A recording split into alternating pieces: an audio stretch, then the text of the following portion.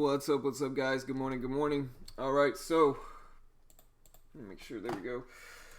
All right, so we actually got a lot of volume in today's market. The problem is that a lot of these are not tradable, and that's the frustrating thing. Usually, TEFs is much better. Hold on, there's going to be a little bit of a lag. There we go. I had to mute myself. Like I said, though, typically it's much better than this. Typically, I can trade a lot more than this. But for some reason, just the last 3 or 4 days, just nothing has been tradable on TEFs. I think a lot of it has to do with these stocks kind of slowly kind of popping up out of nowhere, having low volume previously, and then starting to run. Because if you look at a lot of these, like TRPX, super low volume earlier this week. So it's understandable why some of these aren't tradable. I wish they would have added NBEV at this point because it's been moving a lot for the last week or so. But it's not tradable either. There's a few other good ones that are not tradable. AWSM, yeah, not tradable either. And this one didn't have that bad of volume previously. Let's see. Let me look back a little bit further.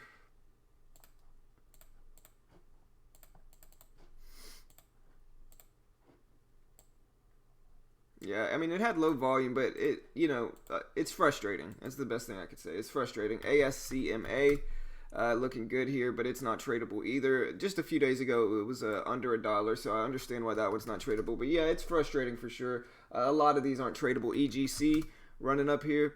EGC looks good as well. It's not tradable either, and so a majority of my list isn't tradable. Like I said, this is pretty rare. It's usually not this bad. I think it's just been, the market's starting to heat up a little bit from, summer ending, winter kind of rolling around, fall's about to hit.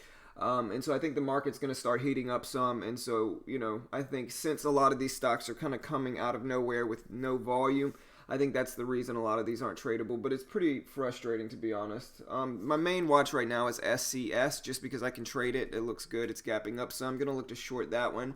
Also, LGCY is actually tradable. Going to look to short that one. And aside from that, I mean, there's not really much else I can actually trade. There's some of these cannabis stocks I can trade, but I don't really trust these that much. But going to watch Cron, TLRY, CGC. Trivago is another one I'm watching from yesterday. Still holding those put options on this one. And so we'll see if this thing can come back down to 5. I can sell my put here. Luckily, I do have a Robinhood account, and so I can buy a long setup. Look for the VWAP bounce setup if something gives me that opportunity to jump into it. So we'll see what happens here.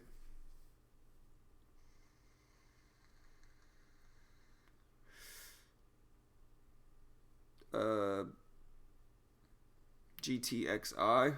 Let me look.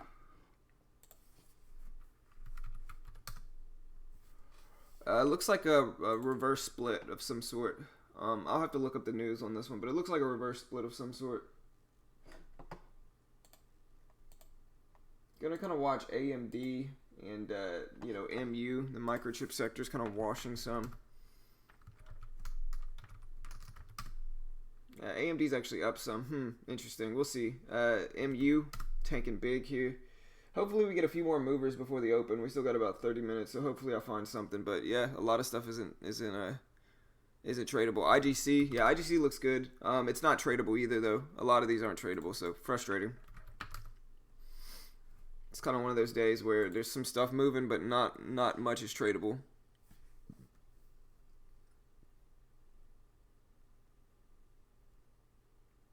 Oh, bad data came out for it. Man, well, that thing really took a dive then. All right, let me catch back up on the chat. I know I was kind of chatting before the stream started. Good morning, Missouri. Huguetes. Good morning, Mud Life. Good morning, The Kid. What's up, man? Bud Life. Lavish. Good morning. Yeah, let's make some profits today, brother.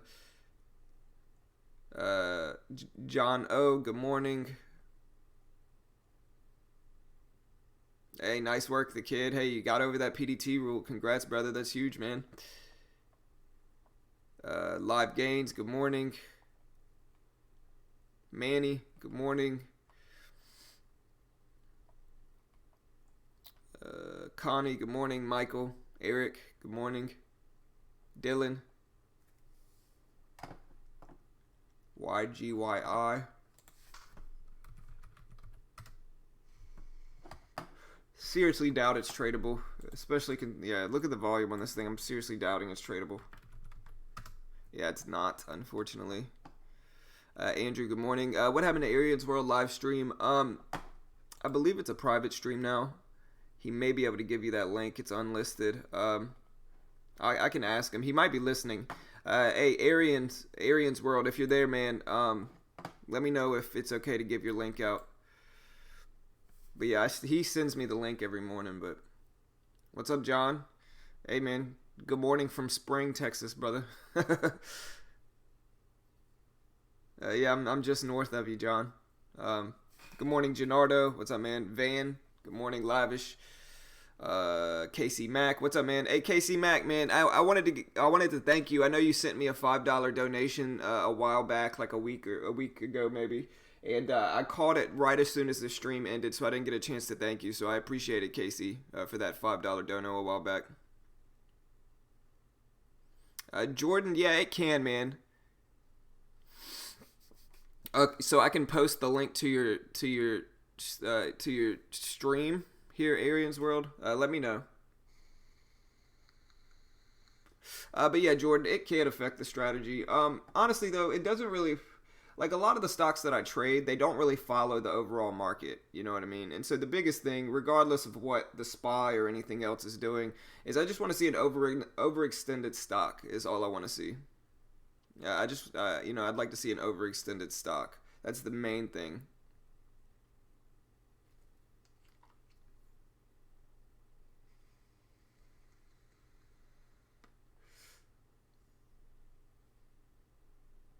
Okay, yeah, if y'all want Arian's World scanner, I'll go ahead and post that link.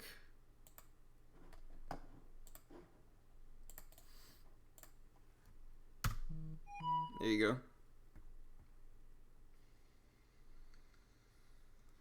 But yeah, appreciate it, Arian's World. Awesome channel, man. Everybody go check out Arian's World. Awesome channel. Hey, appreciate it, Casey Mac. Appreciate it, brother. Yeah, YGYI. So yeah, it's kind of tough. Like I said, usually it's not nearly this bad on TradeNet and TEFs. Usually on TEFs, there's a decent amount that's tradable. For some reason, the last 3 days, just nothing has been tradable. And like I said, I think it's because a lot of these stocks that are starting to move kind of came out of nowhere when they previously had low volume. And so because of that, I think that's why a lot of these aren't tradable, and I think it'll get a little bit better as winter time comes closer and closer, you know. But at this point, it's frustrating, you know. I mean, it's still not a deal breaker. I've been using TradeNet since January. I've been using TEFs since January, and it's definitely not a deal breaker. Like as you guys can probably see, it's definitely sufficient. Like I typically can find stocks to trade, but frustrating whenever days like this roll around. OGRMF sounds like a OTC stock. Yeah, it's OTC. I can't trade that one, unfortunately. But we do go some big movers. NBEV, AWSM, ASCMA looks good. TRPX. What was the other one?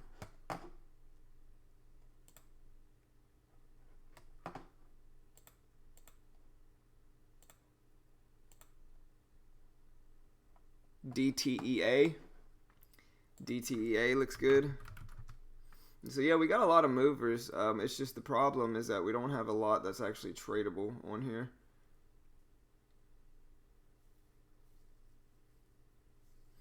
I gotta shave this beard I have. Starting to aggravate me. Problem is, if I shave my beard, I look like I'm 15 and I'm 30, which I'm actually not starting to mind at this point. LGCY. So yeah, the main ones I'm watching, LGCY.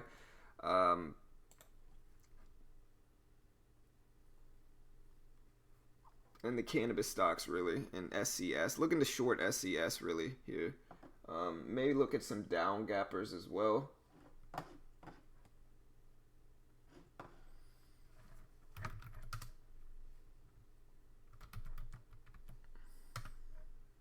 LEVB doesn't look bad. And ZYNE. So I know I can trade ZYNE unless they removed it. So good. So now I'm looking at ZYNE. This is one of my main watches. Luckily, this thing started to run, and I like this one. So definitely watching ZYNE at this point. And then LEVB. Let's hope this one's tradable too. It's doubtful though. No. Okay, so I mean it's still not that bad. Like I'm just happy I found ZYNE. ZYNE starting to run some. And so I'll probably, you know, TRPX looks good too. It's not tradable, unfortunately. So at least I have 3 options that look really good for shorts. LGCY, ZYNE, and SCS. And unfortunately, a lot of these other ones aren't tradable, but that's fine. You know, I'm just looking to possibly get into a few of these. Gonna watch the cannabis stocks. And so we'll see. I'm already holding a put of Trivago, John. Yeah, there's lots of stocks, man. Right, 100% cool. That's what I'm saying. I can't really complain. Of course, it's frustrating, but it's definitely not a deal breaker. I mean, like I said, you know, if you sign up to TradeNet, or, you know, if you sign up to TradeNet and you get your funded account by TEFs, even if you pay $500 for the intro package, you're paying $500 to effectively lose $700. And so you really get $200 extra to lose. And so, you know, it's, like I've said before, it's kind of like my perfect broker. The biggest flaw is, you know, sometimes stocks aren't tradable like today, but it's kind of like my perfect broker. It works really well for me. You know, a lot of shorts. I can short anything that I can trade. You know, good platform, quick fills, cheap commissions. You know, a lot of buying power. So good broker for me. Oh, what's up, Track Racer? Good morning, man. Yeah, man.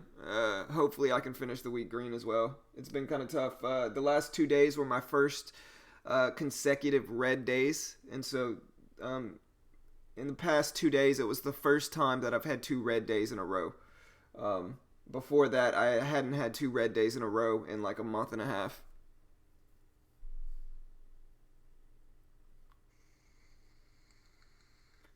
Okay, shorting. I'm getting the concept of shorting a stock. Can you give me the Cliff Note version? Yeah, I mean, so shorting a stock is just profiting when the stock goes down.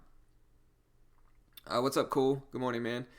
Yeah, so the best way I can explain shorting, if you really want me to get into like the technicals of shorting, the best way I can describe it is like, for instance, if you went out and borrowed a bag of sugar from somebody, right? And say you borrowed this bag of sugar for $1. Right? But you thought the price of sugar overall was going to go down. And so you go out, buy a bag of sugar, or borrow a bag of sugar from your neighbor, sell it for $1, right? Wait for the price of sugar to go down to 50 cents. Once it does, buy a bag of sugar for 50 cents and give it back to your neighbor and profit that 50 cents. That's shorting in a nutshell, right? But the easy to understand way is that you profit from the stock going down, right? So that's all it is you profit from the stock going down, you know. So like normal trading, if the stock goes up, you make money. If the stock goes down, you lose money. With shorting, if the stock goes down, you make money, and if the stock goes up, you lose money. And so it's just profiting from a falling stock.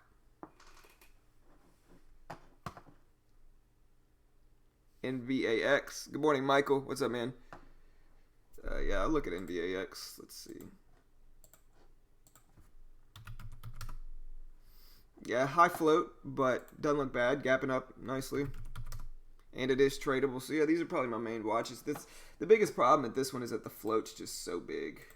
It looks like it's a big float. We'll see though. I mean, this is just a guess about the float size, but whenever you see a stock this kind of choppy, it's usually a larger float.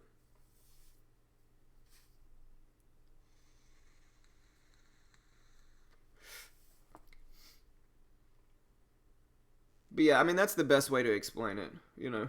Another way, I mean, if you want to use it a little bit closer to like trading prices, you know, say you borrowed Let me think. Say you borrowed a car from somebody, but you thought the price of the overall market for cars was going to go down. So you bought a car for $1,000, or you borrowed a car from somebody for $1,000, sold it, pocketed the $1,000, waited for the price of the car to go down to 500, bought the car for 500, and returned it to the original person that loaned it to you. And so you basically profit that extra 500. That's shorting, you know. But instead of borrowing from your neighbor or whomever, in shorting, you're borrowing from long-term investors, right? So long-term investors are the ones that are ultimately going to be loaning you the shorts, you know, because they don't really care about quick intraday moves or short-term moves. They're holding it for long-term. And so whenever you hear somebody say they have to locate shorts, that means they have to locate those shorts from longer-term investors that are willing to loan out their shares to short traders.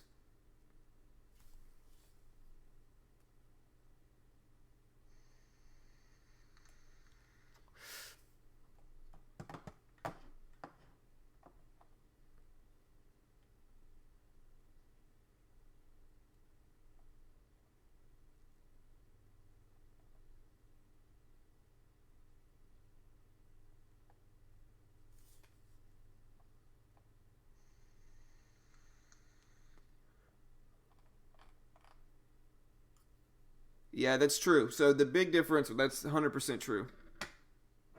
I have camouflage shorts.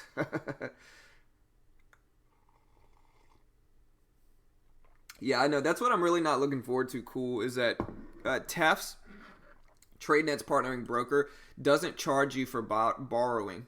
If anything, you don't have to borrow the shares at all on specifically TAF's, but every other broker, at least a conventional stockbroker, they're going to charge you for borrowing shares a lot of the time. And that's something, if I ever do build my account up and, you know, make enough to switch to a big boy broker, that's the one thing I'm really not looking forward to, is having to locate shorts.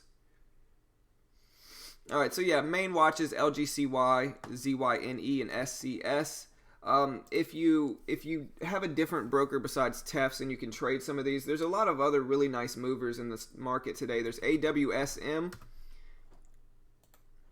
You can see it's gapping up. Right now it's gapping up about 35 cents. But it's up a lot from yesterday. And so I'm watching AWSM. There's ASCMA, which is gapping up about 25 cents. Doesn't look too bad here. Or about 30 cents. Doesn't look too bad here. Up a lot from yesterday as well. There's also TRPX, which is actually gapping down some, but it had a big move yesterday. What's the other one?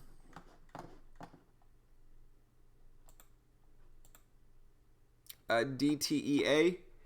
DTEA doesn't look too bad. But yeah, all of these I can't trade. The most recent ones I can't trade. I'm looking at these three. What's up, Mitch? Hey, brother, I tried to Skype you, man. You ready, bro? Let me know if you're ready, man. I'll give you a Skype call.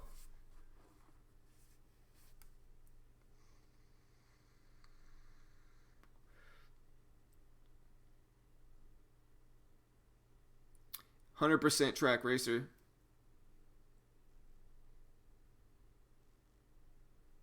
Yeah, I mean, shorting, there's not really any difference, like, really, with regard to, like, executing your trades, except some brokers, whenever you short, you press the sell button. Instead of buying shares, you sell shares because you're borrowing the shares in the first place. And then when you cover, you click buy. That's why when you see me trade, I click the short button, and then when I'm ready to get out of the trade, I click the buy button. Hey, Mitch, I'm going to give you a call, bro.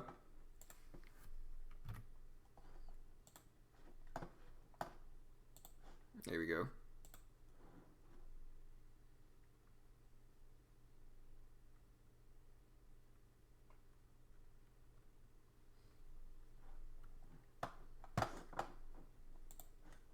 What's going on, brother? What's up, man? How you doing, bro? Hey, man, ready for this. All right. All right. So, yeah, the main ones I'm watching, Mitch, LGCY, SCS looks okay. ZYNE looks decent. And so main watches are probably SCS and ZYNE are probably my two biggest watches. They look good. Overextended gap ups. Gonna look to short both of these if they hit me with my strategy. But there's a lot of other options. I'm gonna pull up Robinhood as well.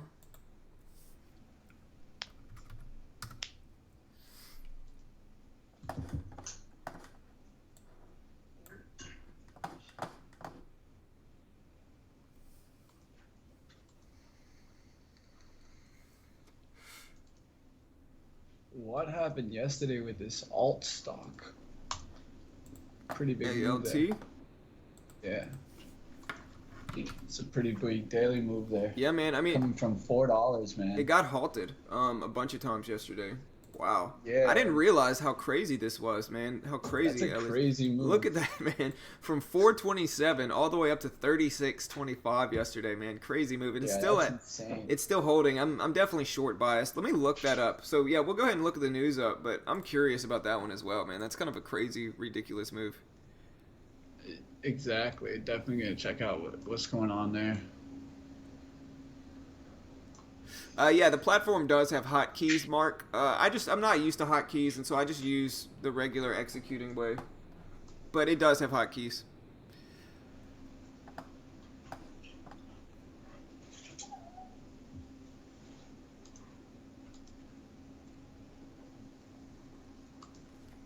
I'm sure you have mentioned it before, but what is the broker you guys are using for small accounts? Kathy, so I'm using TEFS, which is TradeNet's partnering broker.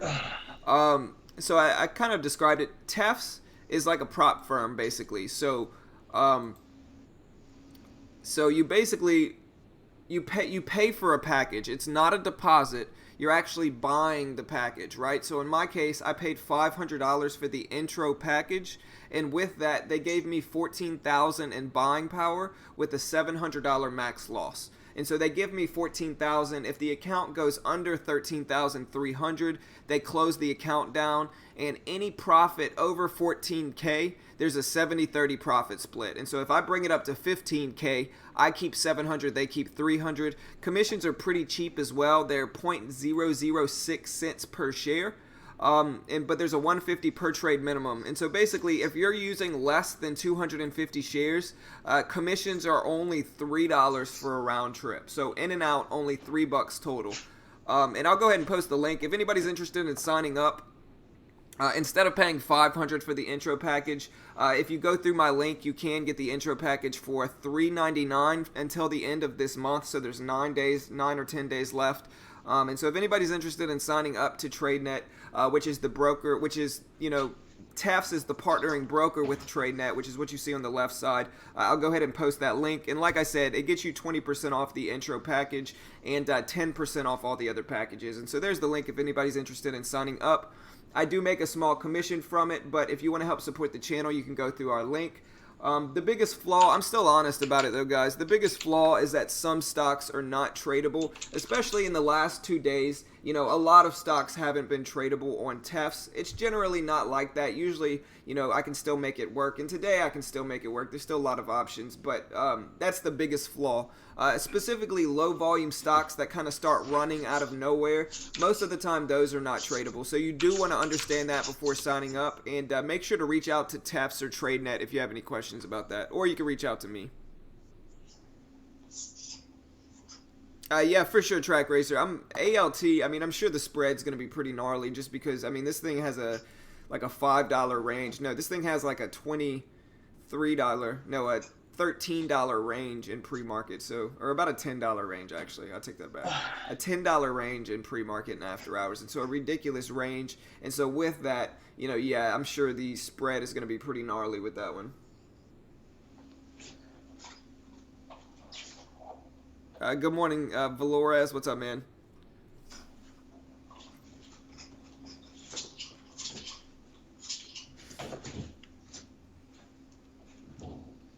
But yeah, there's lots of different options for brokers. Like you can see, I trade on Robinhood as well. A lot of times I'm either swing trading or I'm buying options on Robinhood. You can see I actually bought a $3 put of NEPT yesterday. And yeah, that was a mistake. Luckily, it was $13, but still, I don't dislike the trade idea just because when I look at it, I think it's overextended. Or no, wait. Yeah, man. And so, I don't mind this NEPT put. Actually, I got NEPT and NBEV mixed up, so I'm glad I bought an NEPT put. I'm glad I didn't buy NBEV put because that thing just went supernova overnight. Crazy, crazy move. But yeah, I trade on Robinhood a little bit as well. Yeah, really gonna be. I hope it's tradable. Is it tradable now? NBEV, nope. Still, I know, man. Still limiting. No, a lot of stocks haven't been tradable the last. They're trying to keep me from making some good thousands. GTXI isn't tradable for me, Jeff.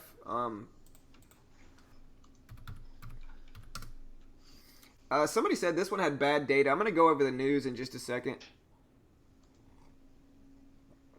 How long did it take for everything to get set up and start trading with TradeNet? So I'm actually trading with Tefs. Tefs is actually the partnering broker. It's not TradeNet. TradeNet offers the educational side, and then when you pay for a TradeNet package, Tefs partners with you and supplies you the funded account. But every time I've signed up with TradeNet, usually I get contacted by my account manager within about a business day or so, 1 or 2 business days. And within 3 days, typically after signing up, they send me my login for the funded account. What I usually tell them, like when my account manager contacted me, I just told him, hey, look, I'm ready for the funded account. This is why I bought the packages. I'm ready for the funded account. Just send me the funded account ASAP. And like I said, they sent it to me within 2 or 3 days typically, so it doesn't take long. All right. So, Kathy, Robinhood makes money through exchange. They don't make money through commissions. They make money through exchanges. And Corey, to answer about NBEV being tradable, I'm pretty sure you're still doing the 5-day challenge. Yeah. So on the 5-day challenge, the demo lets you trade a lot more stocks than the actual funded live account. Yeah, because it's still not tradable for me. Somebody did say that they could trade it long the other day. It might have been you, Corey, though. Yeah, that's only on the. Yeah, that's only on the paper account. Yeah. Yeah, the demo account. ZYNE making a move there to 9. Yeah, for sure. Let's see if it's gonna hold $9 there. That's probably my main watch is ZYNE. ZYNE and SCS. Yeah, no worries, Ismael. No worries, Kathy. Of course. Yeah, so let's go over the news. First one I'm looking at. I know I can't trade some of these, but I'm still going to go over the news just for the chat's sake. Watching NBEV here. Crazy, crazy move. I'm going to look that one up first. Let's see why this one's moving.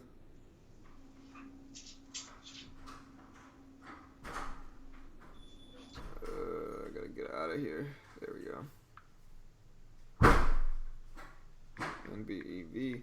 Yeah, don't mind. My wife just closed the door. My front door's been giving us trouble shutting, so she didn't slam it on purpose. So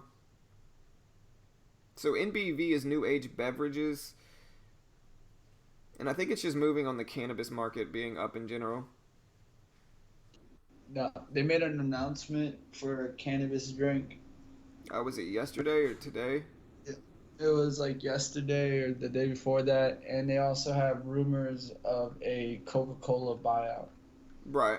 I mean, that's what moved. That's what was making it move the last few days. So yeah, rumors on Coca-Cola to buyout and a new cannabis-infused drink is what NBV is moving from. Looking up ZYNE now. ZYNE. I was. Uh-oh. We just lost Mitch. Uh-oh. Let's give him a call back. We lost Mitch. What's up? Looks like you lost me. Yeah, man. I don't know what happened. It died. All right. So, moving on. So, ZYNE is the next one I'm looking at. It doesn't really have any news that I see. I like that.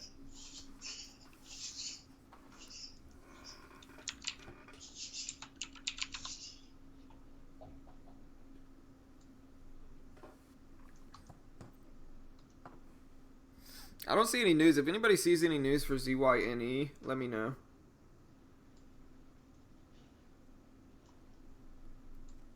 Is this a cannabis stock as well? Hey! Sorry about that, guys. My dog over here messing with me. You're good, man.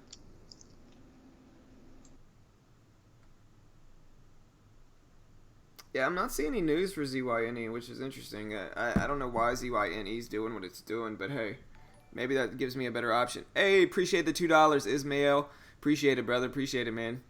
Oh, it's an upgrade on ZYNE. Appreciate that, stock operator. But hey, appreciate the $2 donation, Ismail. Appreciate it, brother. Appreciate it, man. Appreciate the support, man. Means a lot, brother.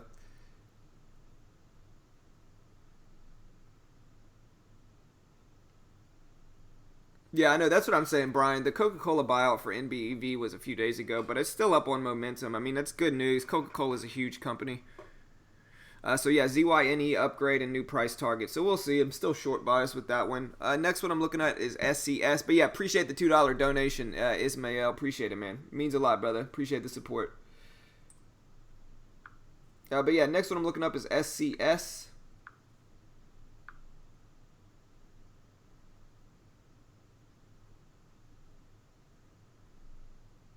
So SCS is good second quarter profit.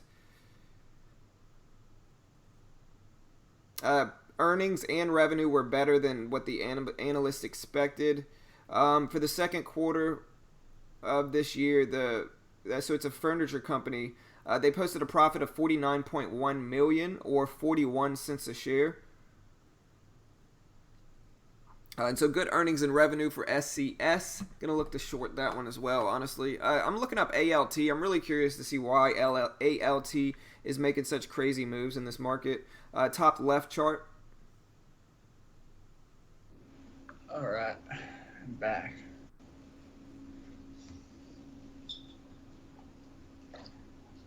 All right, so a few weeks ago, the company said its intranasal egg-free flu vaccine medication, Nasovax, posted positive data from a phase 2A study. And so a phase 2A study was positive. But that was 2 weeks ago. So yeah, I guess it's just up on momentum for ALT. That's interesting, but I don't know if it would be that. It's suspect, to put it bluntly. I think it's a little suspect for it moving like that. But moving on, looking at EGC. EGC's gapping up some from 613 to 745. This one's not tradable, unfortunately, but it's moving, and so I'll still go over the news. They provided a statement on their merger with affiliates of Cox Oil LLC.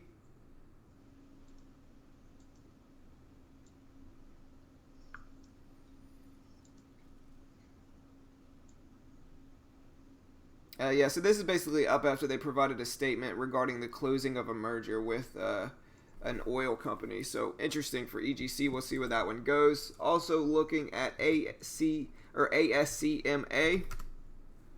This one kind of skyrocketed up yesterday as well from 76 all the way up to 282 where it's sitting now. This is Ascent Capital. They announced an extension of early tender time and withdrawal deadlines for an exchange offer. That was about a week ago, though. So curious to see why this one's up. Don't see anything else on it. Next one I'm looking up is, man, what was it? I know I was looking at another one. AWSM. You can see AWSM is starting to tank, but it's been running up some too. I guess I'll look up the news for that one. It's not tradable either, unfortunately, though. Not really any recent news for AWSM. We'll see what that one does at the open. Now I'm looking at these cannabis stocks, CRON and TLRY, all of these different cannabis stocks. We'll see. I think these are probably just going to be momentum from the last few weeks when these have been going crazy.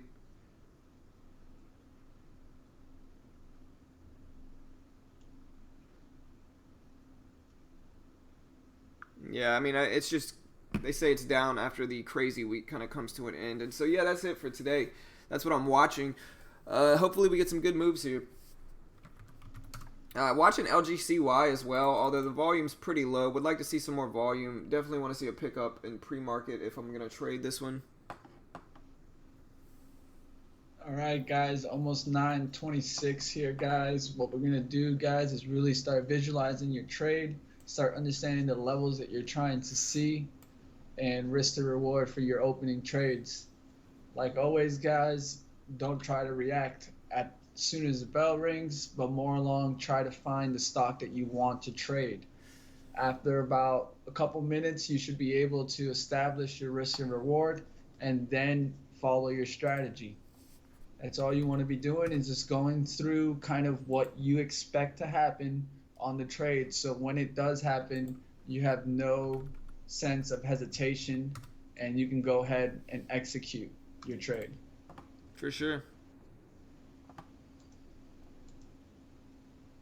Let's hit this hard, guys.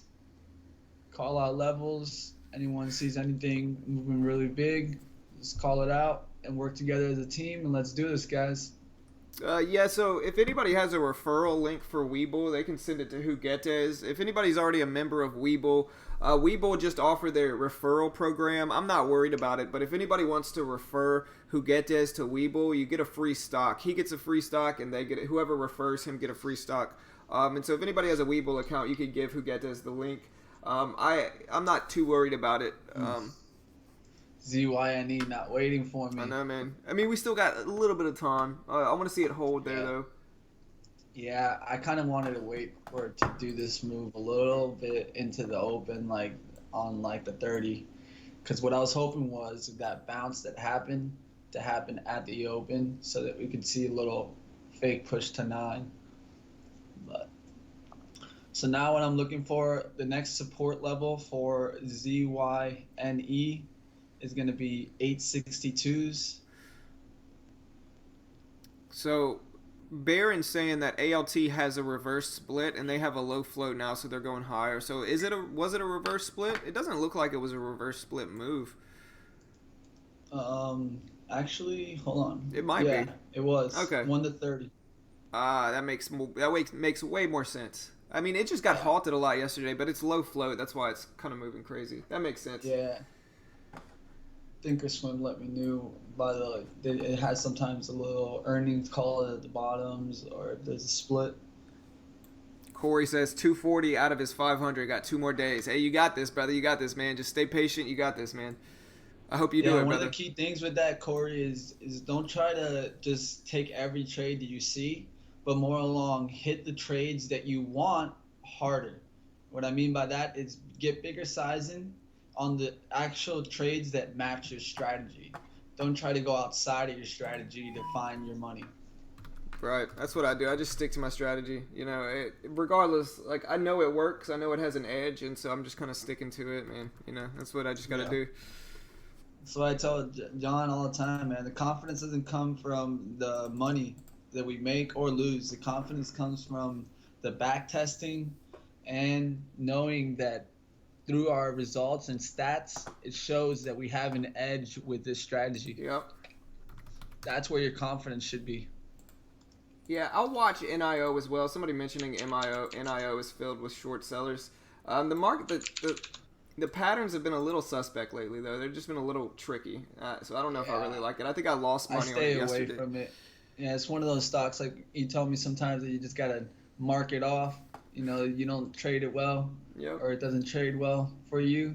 Yep, I don't even look at it, guys. It's an IPO. Yep. IPOs are way, way, way too different and have a lot of smart money in them. What you call smart money, you know, not retail investors, but people that have access to. First of all, they got the public offering. They can buy it at a cheaper price. There's a lot of things that can go wrong with an IPO. And that's why I don't like trading them. All right, there's the bell. All right, so like I said, watching SCS, ZYNE, LGCY, TLRY, the cannabis stock is starting to wash here. A big drop on TLRY, and that's why I said, I was telling somebody the other day, I just did not think these cannabis stocks are going to hold those big gains. And now look at this big wash down to 140s.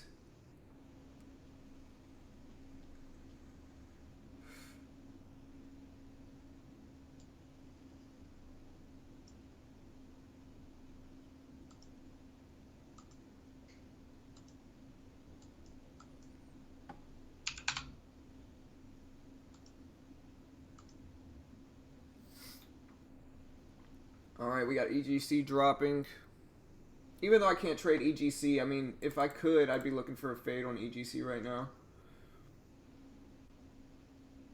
Rebound back up on TLRY. It's at 146, 145. We'll see if it holds. LGCY pushing up some.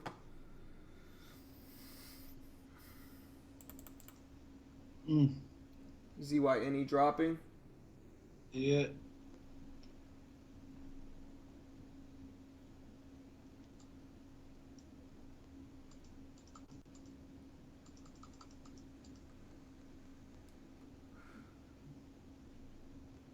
Heading to that other support that I talked about, guys. 62s, 63s.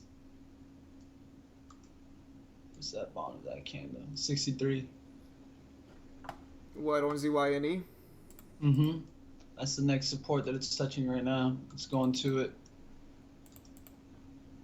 All right, guys. So what I want to see is this stock come back up near $9. Then I can go ahead and risk off of 9.11 or 9.10, and can try to go ahead and hit that support again at 62.65. Yeah, that's what I'm looking at too. Good risk to reward on CGC. I'm not gonna lie, I almost took a trade on these weed stocks, but I was gonna go in with small sizing at the old support on the levels, but it went right above it, and it got up at just a couple cents. So I just let it go. I'm just gonna wait for the important daily breakdown. That's gonna be for CGC under 45. Under 45 will show me that. Is that you making that noise? I'm getting text messages. That's okay. what it is. Hold on.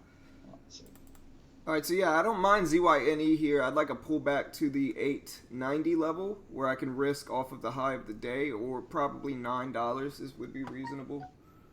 Look at Kron, and the rest of these cannabis stocks drop. Whoa, big drop. Yeah, I'm telling you, I dismissed a little bit of that entry in there. ZYNE, man. It's just tanking, just no entry, man. Just not. I'm telling you, no chance to get in there. I wanted 9s, but no bounce there for me to get in there. It's a little upsetting. Yeah, I mean, I feel you. I mean, CGC doesn't look that bad if it pulls up to 50, 60. And we still got a little bit of time for ZYNE. I mean, it could pull back. And if it does pull back, it gives you a good risk to reward. So we'll see. There's 64 is going up to the other support, but I think it might hold there. Yeah, there's the pullback on ZYNE.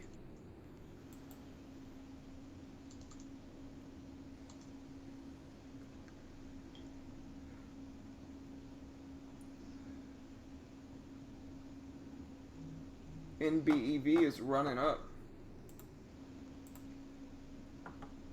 Just broke the high of the day, running up big.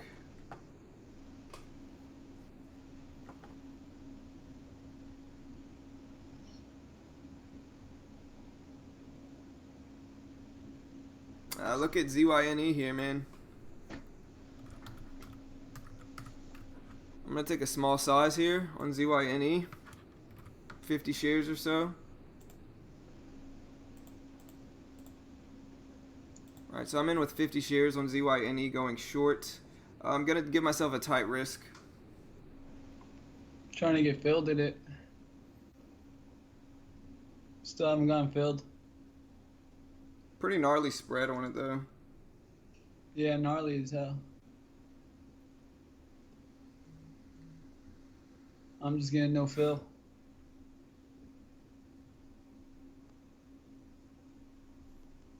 I gotta be careful here, though.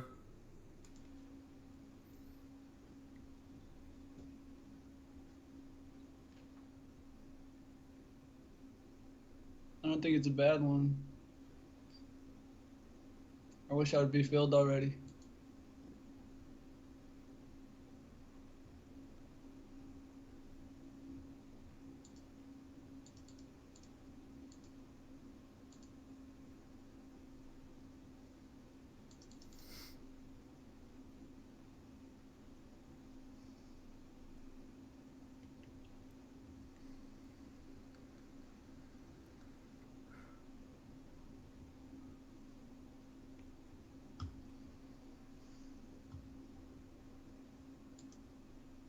SCS just had low volume. It just didn't have good volume.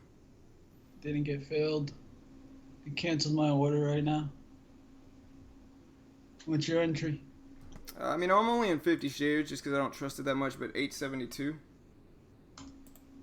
The spread is what got me. It was like a 20-cent spread when I got in. Look at SCS start to tank, though.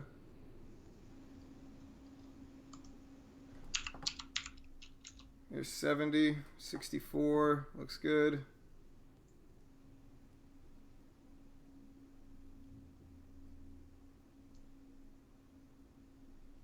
'50s. Let's see a drop here. I'm telling you, it was a nice one. I just couldn't get filled in there. I had the 80s out there just sitting there. Nothing wanted to fill me.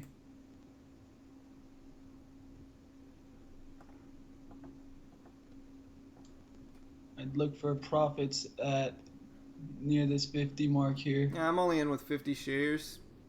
So then you could look for that low day touch. Right, that's 30 something, 35s. Yeah, that's what I'm doing. I'd even put the order out there just so if it comes to it, it already sells it. So determine what's a good profit for you. Nail that one. Yeah, man, the spread really killed me there. I didn't want to take the bid, so I had my order out there, and between the ask and the bid, just never got anything to fill me there. It's just a gnarly spread, bro. Yeah, I put out 600 shares. I was ready to take it. I like the trade. I just couldn't get in. And if I was going to get in, it was going to be filling me on the ass side. Yeah, I feel you. No pun intended. Yeah, you know it. Look at SCS.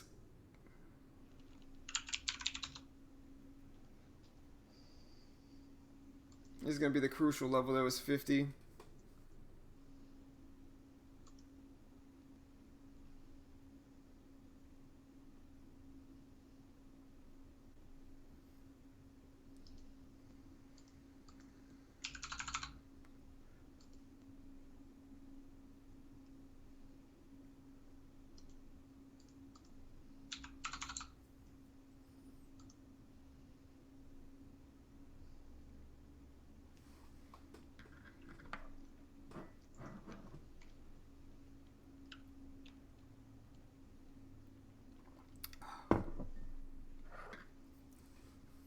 There's 60s.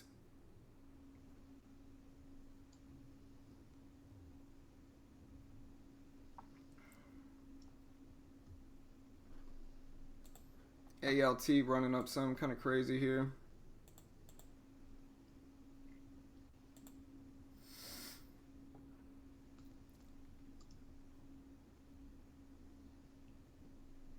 NBEV going crazy. Yeah, look at NBEV with that washout long setup is what that was.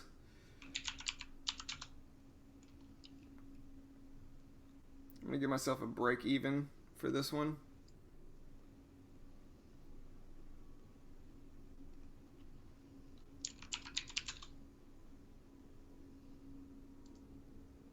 Up to 70.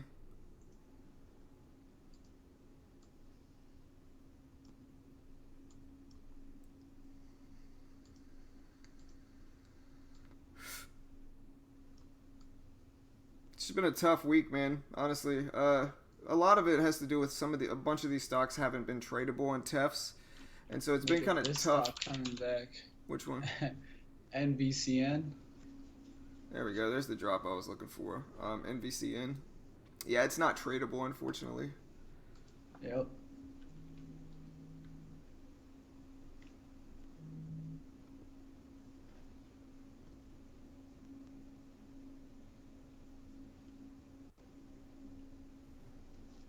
There's 53. Nice. Let's see if we get a pullback under the $0.50 is what I want to see. I think when it does drop, if it does get under there, it's going to drop big. Yeah, it can even go down. And level 2 is looking good, at least on that side. That's why, it's just the call of using 50 shares. Yeah. It has you where you wouldn't take profit here. And on a regular trade, you would have already taken profit. 100%.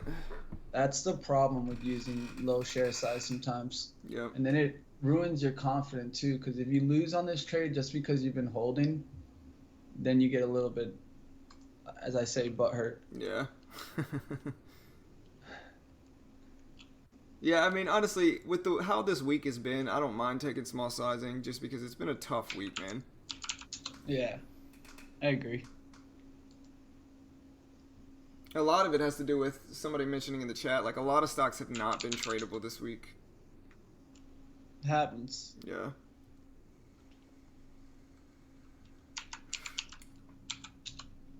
It's like you gotta hold them. You gotta know when to hold them. And you gotta know when to fold them. Yeah.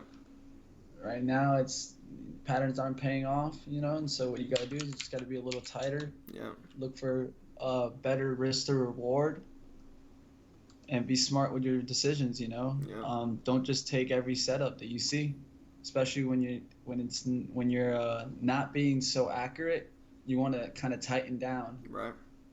And once you start noticing your accuracy is back, you have that nice 2 or 3 winners or 2 or 3 days where you're green.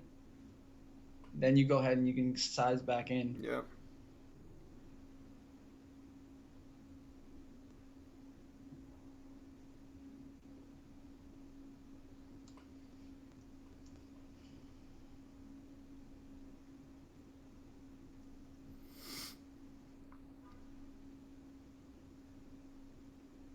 I mean, it's still looking weak. It just needs to crack under this 850. It's had some support there.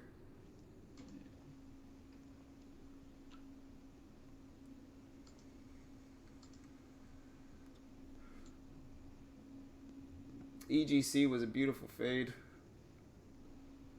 but unfortunately it wasn't tradable. Look at ALT come all the way back down. And maybe SCS for a fade, although it's a little spready and a little slow with volume.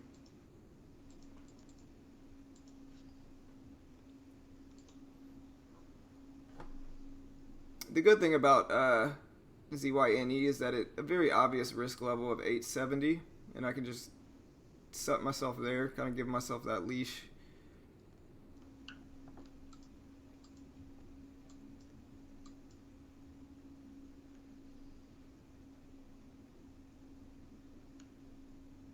See if we actually get the wash under 850 though. I've been holding this thing for a little bit.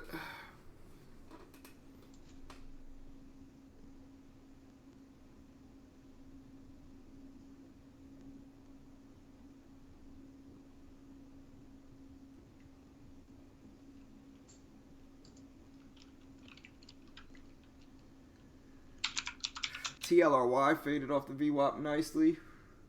And like I said, EGC, look at NBEV start to tank here though. NBEV came all the way back down.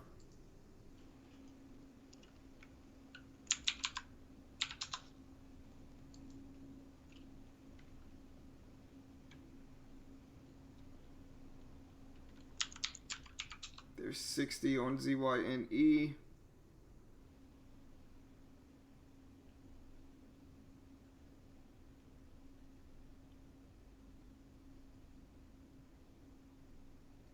SCS maybe fading off the VWAP here.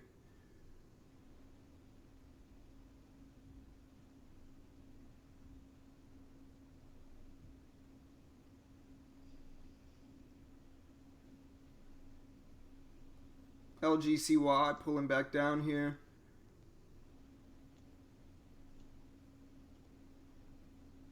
No trades for me yet, guys. Just sticking by. Noticing it's kind of slow. I'm looking for a really good move. I'm not looking to just jump into any trade.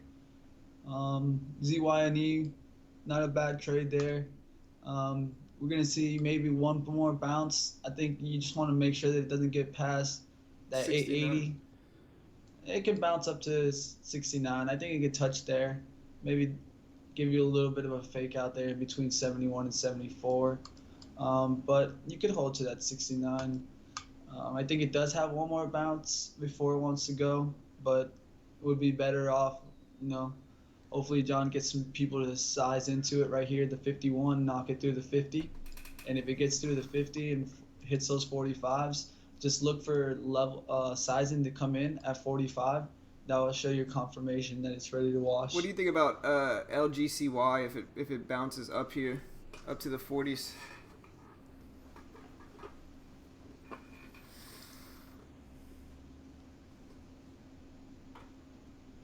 Which one? LGCY? Yeah.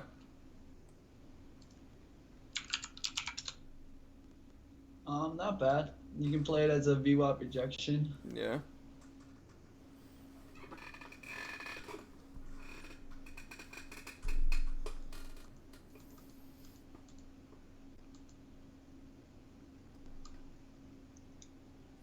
Well, no, I mean, I'm just going off of the stocks that are actually tradable, CSG, and just because a lot of the stocks that are moving, like NBEV, EGC, what else? CGC, the cannabis stocks, IGC, a lot of them just aren't tradable, and so I got to stick with what works and what I can trade. IGC, really nice VWAP bounce there.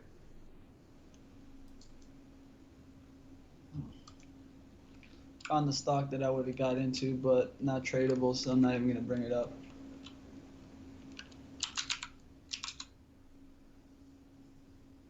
I'm looking at VKTX, guys. Looking at VKTX, really the key point that I want to see it make is I want to see it start making this move to this 1803 on the daily. Here's a move back up to ZYNE. It's up to 68.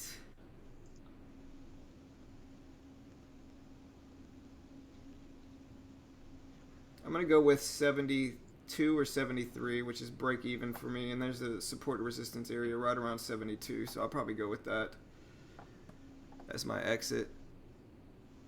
Yeah, keeping a close eye on this VKTX, guys.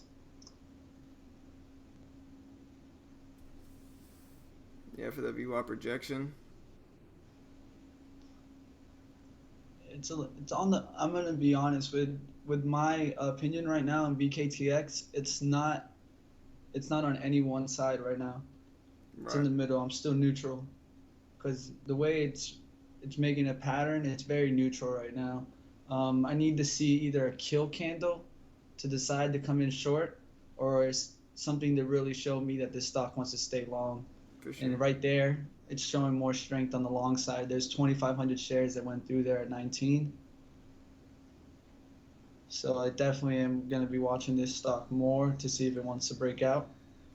In my eyes, it should hold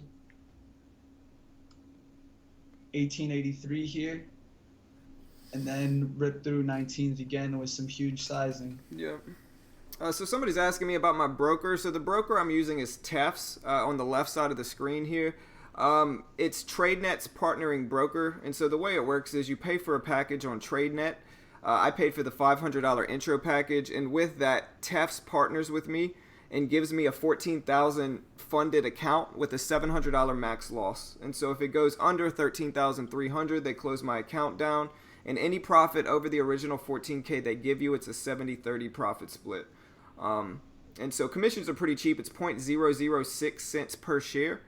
And so if I'm using but there's a 150 per trade minimum. And so if I'm using less than 150 shares or less than 250 shares, commissions are $3 total for a round trip.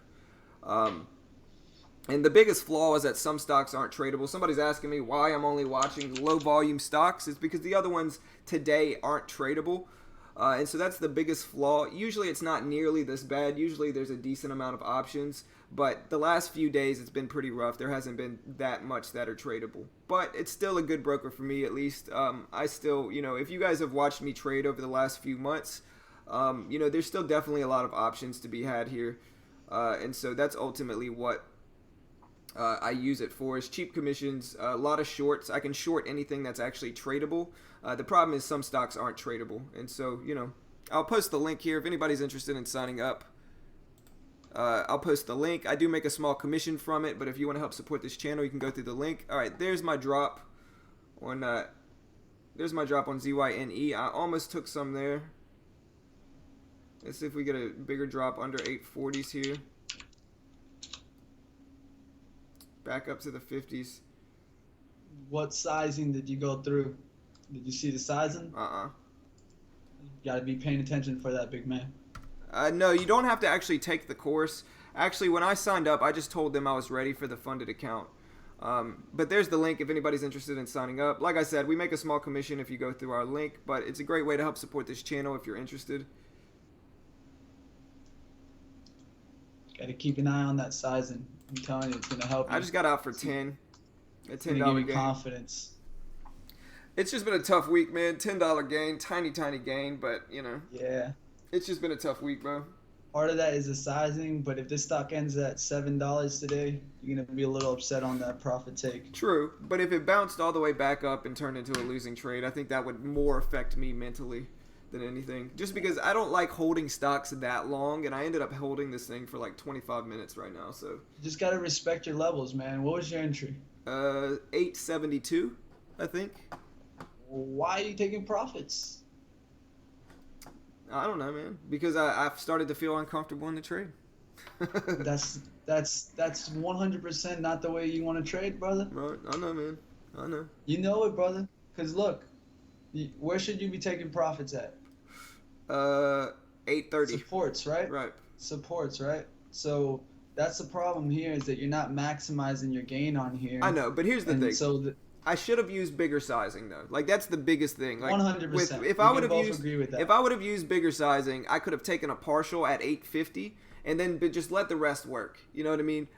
But since the spread was so gnarly when I got into it, and since I held this thing for like 20 minutes, it just made me uncomfortable. You know what I mean? And I can agree that I probably should have held.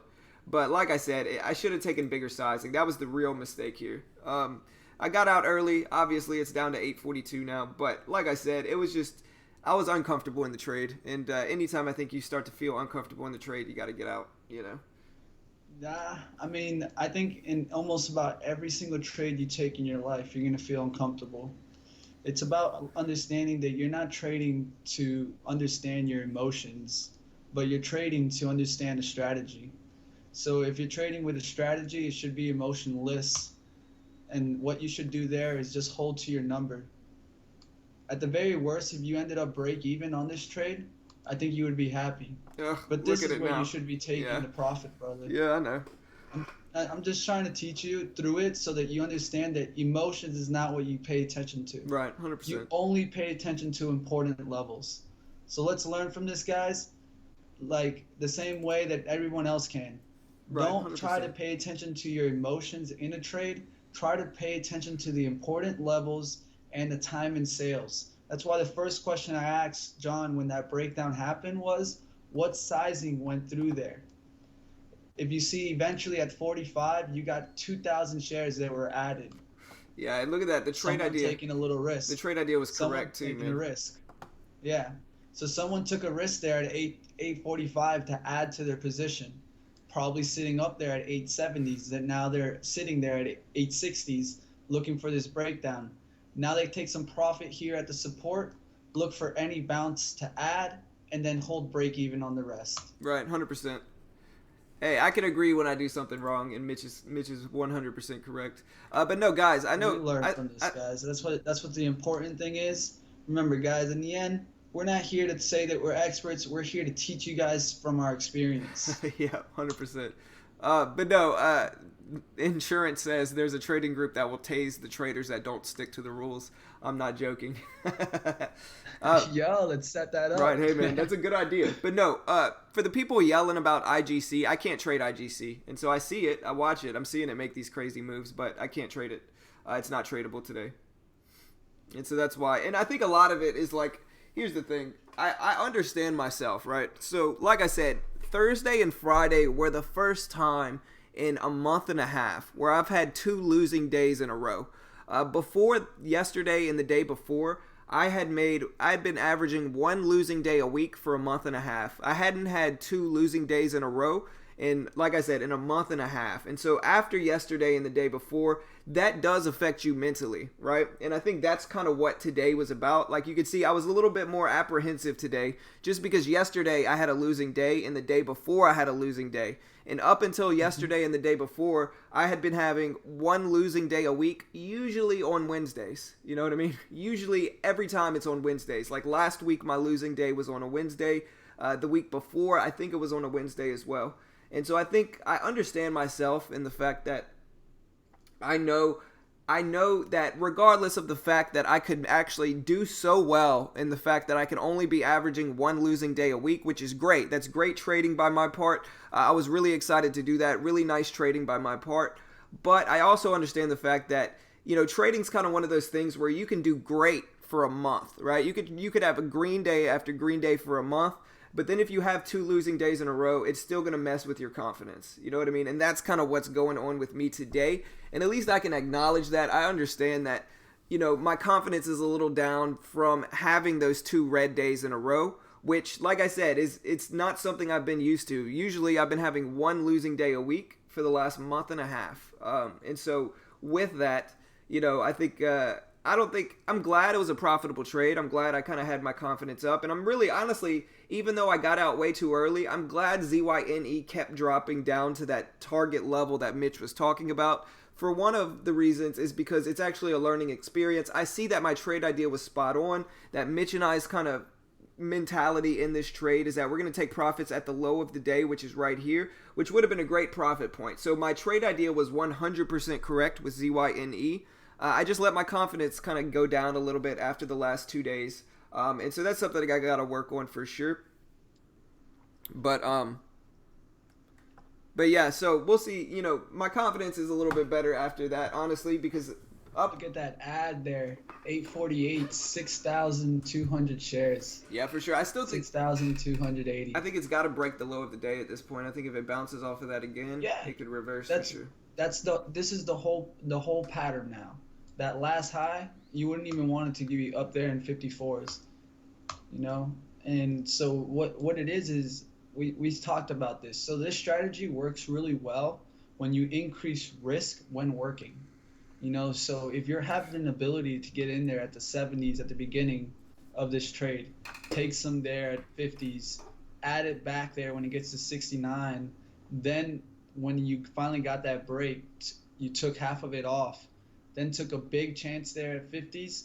That's how they traded. And then they look for this next move down to the support again, take some profit there at 35s, 34s, and they look for the breakdown, the complete breakdown. Right. And 100%, Alex, like my biggest flaw, like I think I'm honestly, not to like toot my own horn or anything, but I think I'm a pretty talented trader. I think Mitch and I are both pretty talented traders. Like if you look at my profit and loss graph, Mitch and I kind of got the hang of it. Like you can look here and see I was a losing trader before I really started trading this pattern and this strategy. And I was a losing trader. There's a few different reasons. You see all down here from the previous few months, I wasn't looking at risk to reward. I wasn't looking at risk to reward. I wasn't looking at overextension. I was just trying to short low of the day breaks, and it just didn't work. Once I tweaked the strategy that Mitch and I have been working on, you could see my graph just skyrocket up. I did really well. And so at that point, it's like I just have to focus on using bigger sizing and being more comfortable in the trade. I think my hate of losing is good and bad. I think the reason this chart is so pretty right here is because I hate losing so much. And so I make it a point that I never want to lose. And that's why I've only been averaging 1 losing day a week in the last month and a half. I also think that my hate of losing messes with me mentally on days like today, where it's like, I know the setup has an edge. You can see by that chart that my profit and loss graph, that the setup obviously has an edge. It's very clear it has an edge. It's just that my hate of losing hurts my confidence on days like today when I should be taking a decent shot here with ZYNE. I probably should have jumped in there with 300 shares, taken 150 off at 850, and tried to let the rest work. That's the ideal trade for ZYNE at this point. And so, like I said, I think I'm a really competitive person, and I think my hate of losing is good and bad. Like I said, it's good because it makes it so that I try to never lose, and that's why that graph is so pretty, but it also hurts my confidence on days like today, if I'm being honest with myself. Yeah, man. And that's the important thing, guys. Remember, guys, we're not here to say that we're perfect. We're here for you guys to learn from experience, and that's really what's going to make you better. Understanding that what we need to do here is have a good risk to reward management program. And if we're not abiding by it, then we are never going to get consistent numbers so that we can be profitable traders. Somebody's asking how we get the live trading chart on our Thinkorswim platform. I'll post you a video. Ariz, I'll post you a video, man. I got a video on how you get live quotes on Thinkorswim. So give me a second. I'll post that video for you, man. 1 second, brother. Hey guys, keeping an eye right here on VKTX, guys. I'm actually thinking about longing this stock. Believe it or not, I feel like if it gets enough energy or backing through this 19 right here, there it goes, hitting that 19 there, Hey, guys. just be Right careful. Is now, is it the VWAP boom. fade though? It's actually it's a bounce. So you get in the long side. You get in the VWAP bounce here. Mm, So rejection of a short uh, at 19, risk off of right there 1890. It's not a bad trade at all. yeah, I mean, it. I think you're the long person, so I'm not going to argue with you about it. You know, honestly, you know more about longs than I do. Yeah. But I don't know. You know me, man. I stick to the VWAP fade. I'm really strict with myself on that. But Yeah, one of the key things is also is that so I'm starting to get back into long guys, but I'm also not going to go ahead and put share sizing that's going to hurt me here, guys. I'm putting share sizing that's going to help me, and if I do get this win, I can always add to it as this position just keeps going up. So my entry there, I'm looking for 19 or 1895 in that area that I could risk off of right there 1890. there you go, Aries. There's the link if you're interested in getting real-time quotes on Thinkorswim. It's free. Watch that video. It teaches you how to get real-time quotes on Thinkorswim. But yeah, I use Thinkorswim for charting. I don't pay for it or anything like that. Thinkorswim offers free real-time charting for traders. And so there's This the link is right there that teaches you how. using that level two, man. You see that, guys? Look at design. Guys, what happened to the time and sales, guys? Don't worry about the chart. Worry about the time and sales. That's going to teach you right there. 830s, 8,000 shares go through, guys. What happens to the stock? Boom. It's as simple as that, guys. ZYNE. You talking about ZYNE? It hurts, man. It hurts.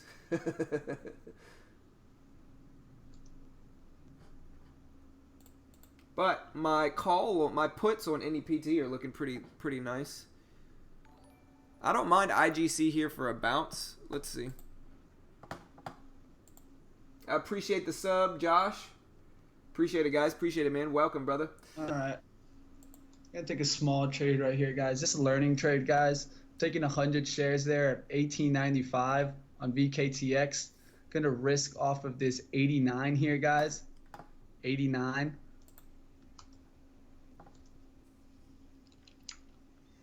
I want this to break out through 1910s here, guys. Don't want it to go below the last low, which was 1889, guys.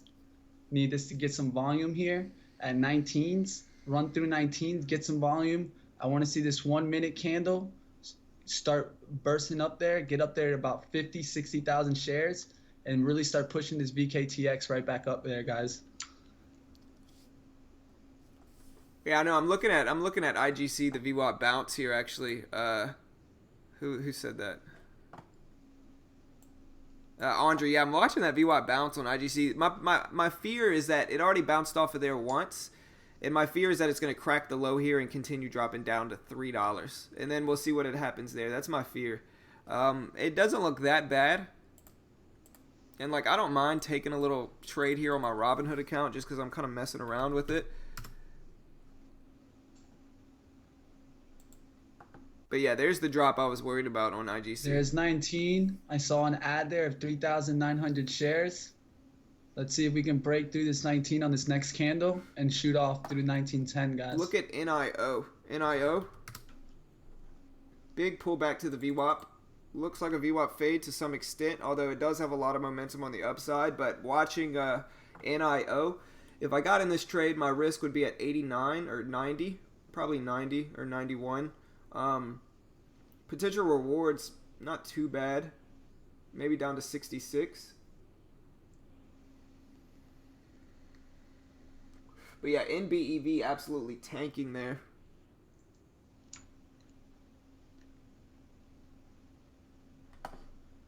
But yeah, I'm not going to jump in IGC now. It just broke the pattern. And that's why the VWAP bounce is one. Typically, the VWAP bounce works the best at the first push. Like at this push at the open. Like you can see IGC here. This is when the VWAP bounce really works the best, in my opinion, is when it's within the first 5-10 minutes. All right, guys, watching the level twos and time and sales there, guys. There's been some ads there close to 19. Just want to see this keep holding that low. Did NBEV get halted? There's 1902s, guys. Yes, NBEV is halted right now.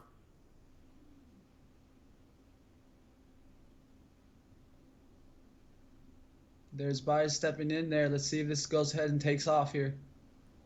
There's IGC back up. A lot of shares going through there at 19 there.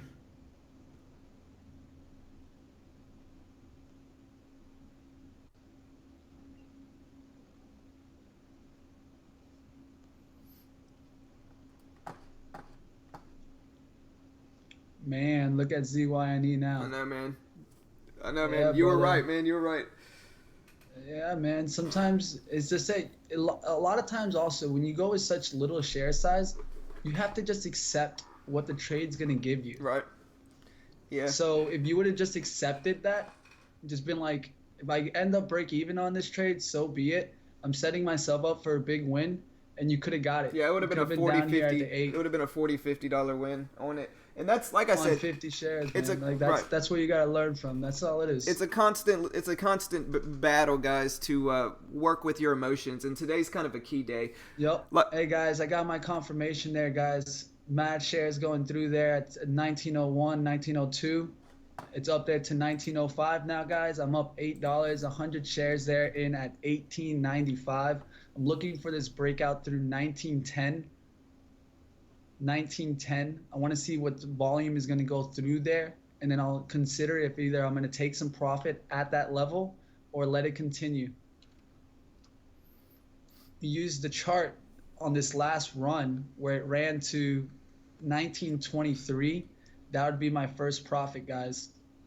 So we got a few people asking about halted stock. So a halted stock, Mitch might be able to explain it a little bit better than I can, but when a stock gets halted, it's basically when a stock has ridiculously crazy volume, like a crazy big move with crazy big volume, they'll close the stock down to kind of let it catch its breath, usually for 5 to 10 minutes.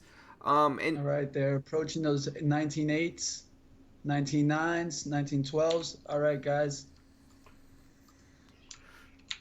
here, you want me to share your screen, bro? Yeah, you can if you want. Oh, there you Looking go. to sell. You got it up. Okay. 50 shares Hold on, at guys. 1920, guys. 1920. Here, before I share your screen, pull the chart so it's blocking the background picture on the bottom right. Got you.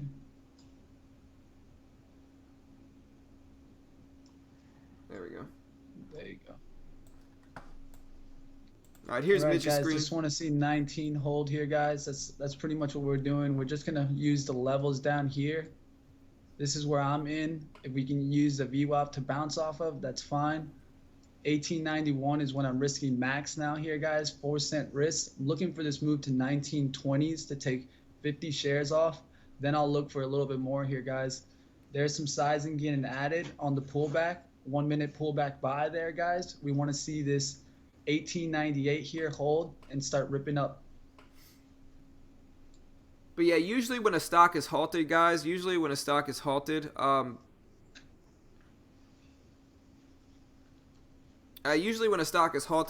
it gaps up. A lot of times if a stock is pushing up when it gets halted, it will actually gap up. And when a lot of times when a stock is pushing down when it gets halted, it will actually gap down.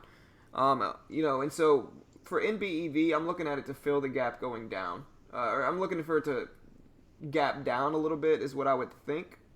But yeah, look at NIO. What did I say with NIO? I'm going to minimize this real quick, Mitch, just to show you guys. NIO, like I said, VWAP fade here. Risk was 891, and it got really close to there, but didn't stop me out. And I said reward was 866, and it got down to 865. And so this is the VWAP fade play here on NIO. This is exactly what I look for. Bearish trend. Pull back to the VWAP. Rejection back down.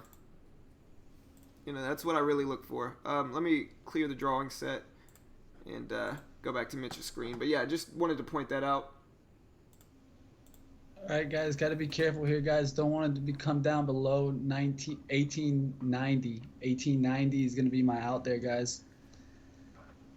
Um, so Mitch is using TEFs. So this is TradeNet's partnering broker. So like I'm using TEFs as well, but I'm using Thinkorswim for charting. Mitch is using TEFs, the entire platform. So that's actually the entire platform for TradeNet's partnering broker, TEFs. That's TEF's platform. Yep. John O. VWAP stands for Volume Weighted Average Price. Hey, nice DSP. I'm glad you took advantage of that call out, man. Nice work, brother. But yeah, VWAP stands for Volume Weighted Average Price. It's basically the average price of a stock with volume taken into consideration. The biggest thing it's an indicator on the chart that lots of traders know. That's the most important thing, is that it's an indicator that we use to base support and resistance, entries, trend off of. Hey, nice work, DSP. Congrats, brother. Nice trade, man. Nice trade. Nice work. All right, let's see this bounce up there to 19. Get bought up.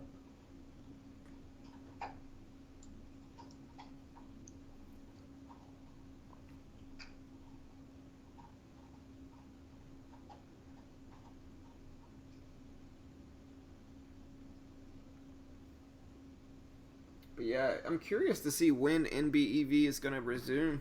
I'm going to look that up now.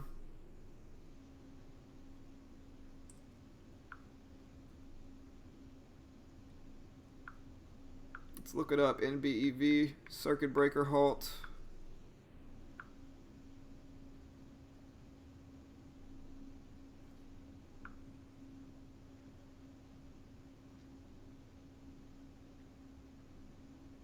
Anybody know when NBEV was halted? It looks like it was halted, let's see, at 9:04. It's 9:12 now. And so it may be it looks like it's a 10-minute halt.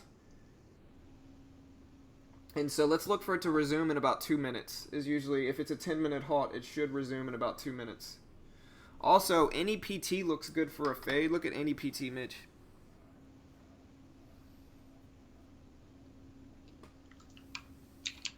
Hey, nice, John. Congrats, brother. Congrats, man.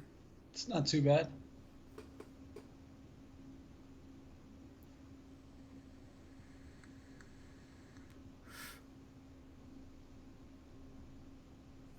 All right, so NBEV should be getting resumed sometime soon here.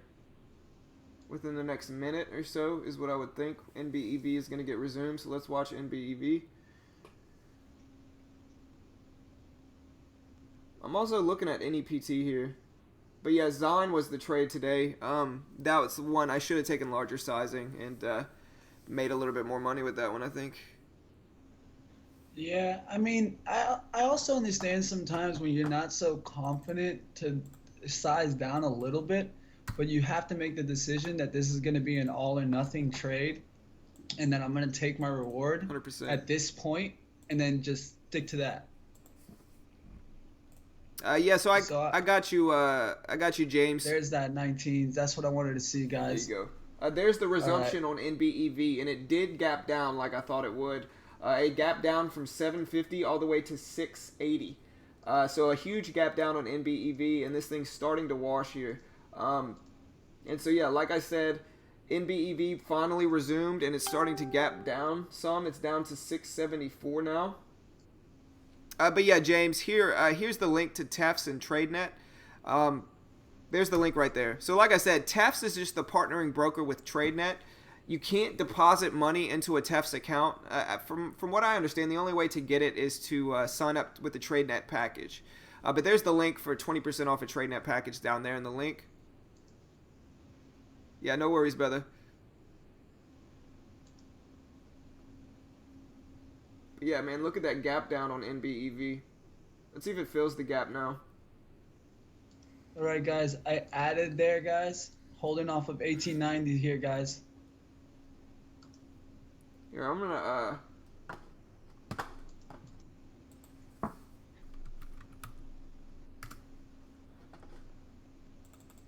I went up 1 cent with that ad, guys. That's why I took the ad there, guys. I'm at 1896, risking 6 cents off of 1890s.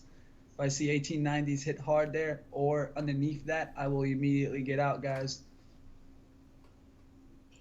All I'm looking for this is to close here above VWAP, get right back above that, and we should have a nice breakout here, guys. Just got to pay attention to these levels right here.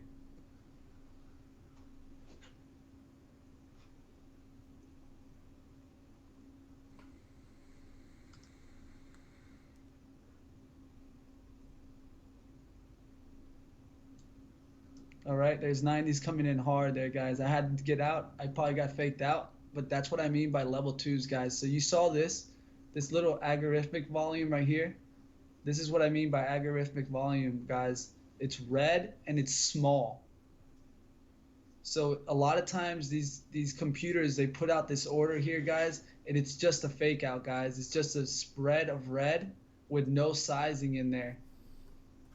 That's why I have my time in sales that capture bigger time in sales here, guys. I definitely probably got stopped out there a little early. I should be looking for sizing to get in there. Like I said, I didn't see the sizing get in there.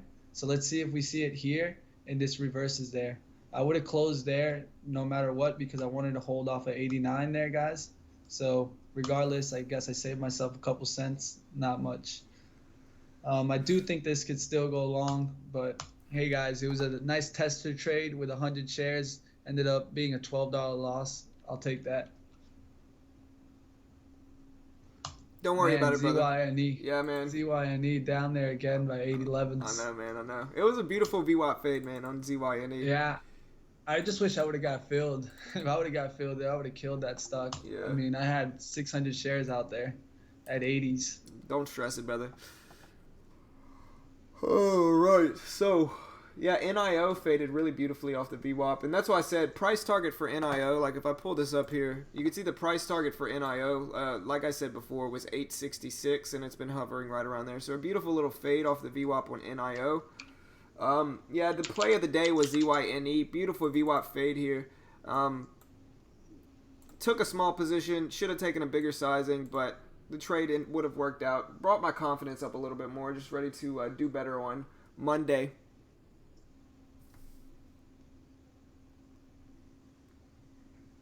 All right, Rel, have a good day, man.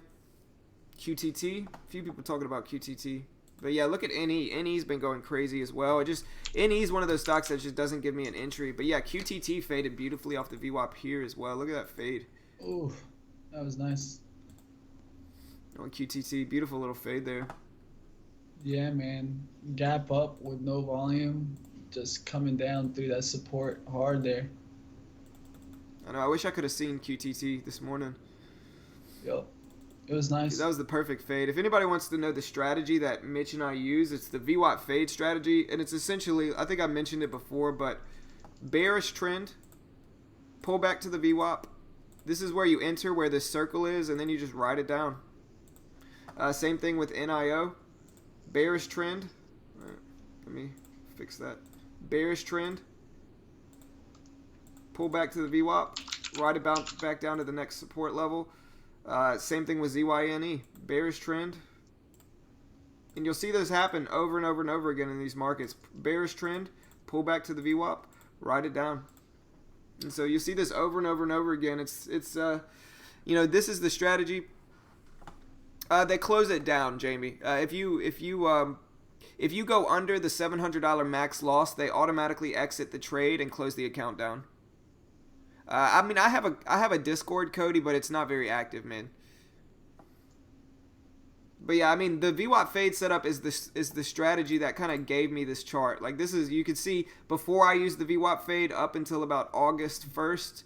Once I started using it, you can see this beautiful chart just push up, and it's solely trading the VWAP fade. I don't trade anything else on TradeNet. It's on TEFs. It's just the VWAP fade, and so definitely has an edge in the market. It's one of those setups that I actually back tested, and so I know it actually has an edge. And so now it's just about rinsing and repeating, you know. CRBP. Yeah, man. Got some emotional stuff to work on for sure, but definitely has an edge. Yeah, CRBP didn't look bad. Really nice fade here. It's just not tradable on TEFs. But yeah, you can see the same thing here. You can see two of them, really. The first one was the one I would really wanted to get into. But yeah, this is the same trend. Bearish trend, pull back to the VWAP, ride it down. Bearish trend, pull back to the VWAP, ride it down. Same thing happens over and over and over again in this market.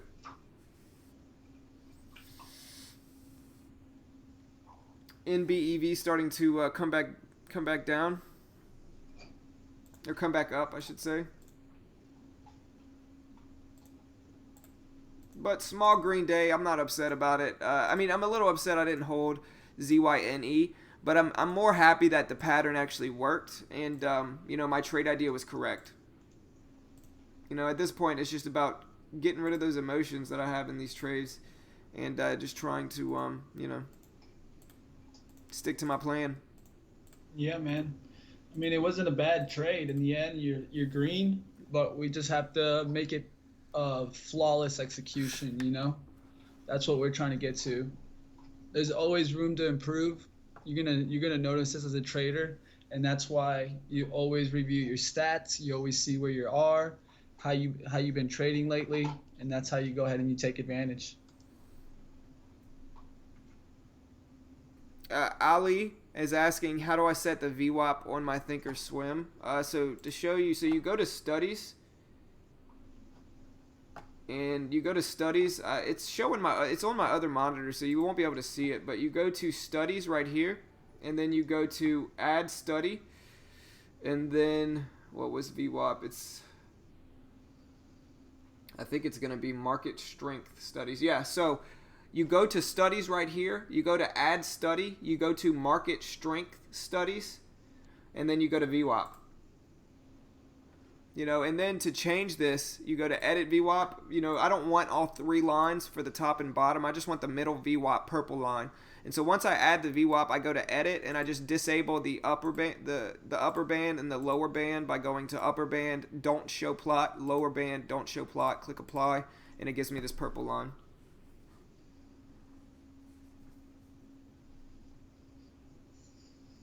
Yeah, so on the TEF's demo, there's going to be more stocks that you can actually trade. So on the TEF's demo, there's more stocks you can trade. On the actual live account, you can't trade as many of the stocks. You know, and the last week or so has been kind of tough for TradeNet and TEFs just because a lot of these stocks haven't been tradable. But like I said, it's generally not that bad. But you do want to understand that before signing up, that some stocks are not going to be tradable. But like I said, it's not usually nearly this bad. If you've been watching the stream for a few months now, you'll probably see usually it's about 3 stocks out of 10 on my watch list are not tradable. So 70% of my watch list is generally tradable. The last few days, it's not been nearly as good. And so, you know, I think once the volume starts to heat up in the market, it'll get a little bit better. People are asking me if I have any videos on the VWAP. I don't have any videos specifically explaining the VWAP, but I do have videos on the VWAP fade strategy that I use. The main video I have on that is my walkthrough on the VWAP fade, and it's a really quick, easy to understand video. It's a really quick, easy to understand video that just kind of walks you through what I look for with the VWAP fade. And I'll post that link here. There's my walkthrough video of the VWAP fade. Like I said, it's a really easy to understand video if you want to check that out. Watching Tiva here. Watching Tiva. Still watching VKTX. See what that's going to do.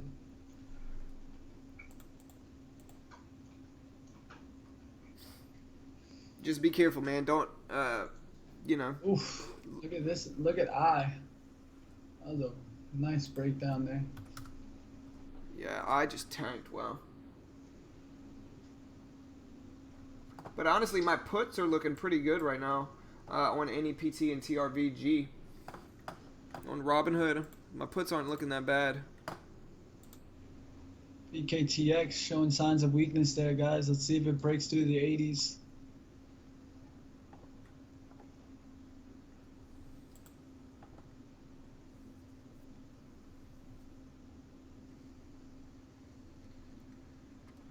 Let me look on Robinhood to see what my strike prices are for these options. NEPT's strike price is $3. It has to drop $1.50, but that's definitely doable. Trivago, my strike price is $4.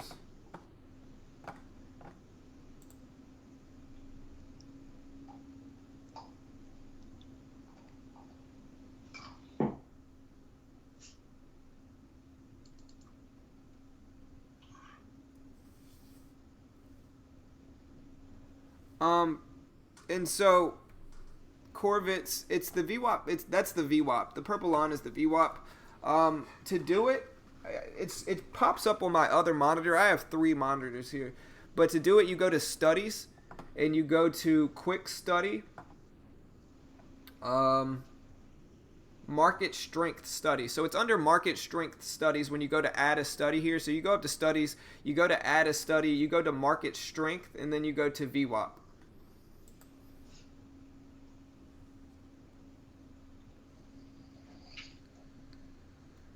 I mean, insurance, I know I calculate what I'm risking with these trades before I get into them. And so I know for most of these, it's not 1-to-1. Most of these are better than 1-to-1. My problem is actually holding them to my reward target. So, like, while the risk to reward in the trade might be like 2-to-1 or 2.5-to-1, a lot of times I get out at 1-to-1. And so that's my big problem. The risk to reward's generally really good with these trades, like ZYNE, for instance. If you get in here at 875, you could set your risk at 885, 10-cent risk. You could set your reward down at the low of the day at 835.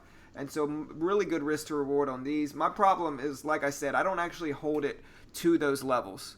You know what I mean? I get a little bit too antsy in the trade and get out way too early a lot of the time. And so the risk to reward's good in the trades. It's just about I don't actually hold it to my reward target is the problem. Like, that's what I've been doing wrong lately.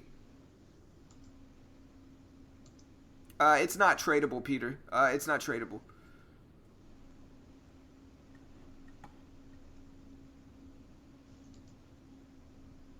No, there's no PDT rule with TEFs.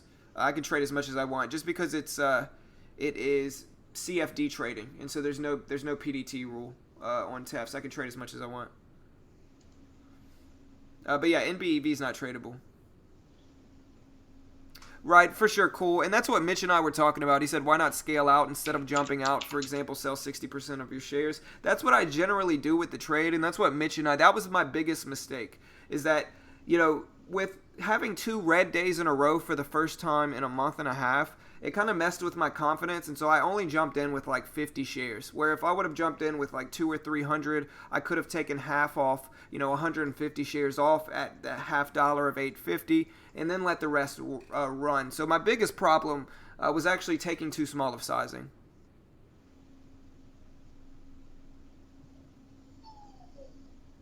No, I mean, I don't set hard stops. I don't set hard stops just because too many times when I'm in the trade, the stock will go right up to my hard stop me out, and then drop right back down. And so I prefer to set mental stops for those exact situations where if they do go right up to my stop, I can kind of make the decision whether to get out or not. And if it just taps it, I can get out early. And if it starts to really break over my stop, I can get out soon. And so, that, like I said, that way it kind of protects me. Market makers, I know since it's CFD trading, market makers aren't trying to stop me out specifically. But what they do is they go up to the next support and resistance level where the most obvious stop losses are going to be set for other traders. And they try to just make them tap those levels to stop all those traders out. And then it dips back down or whatever. And so, like I said, I set mental stops only,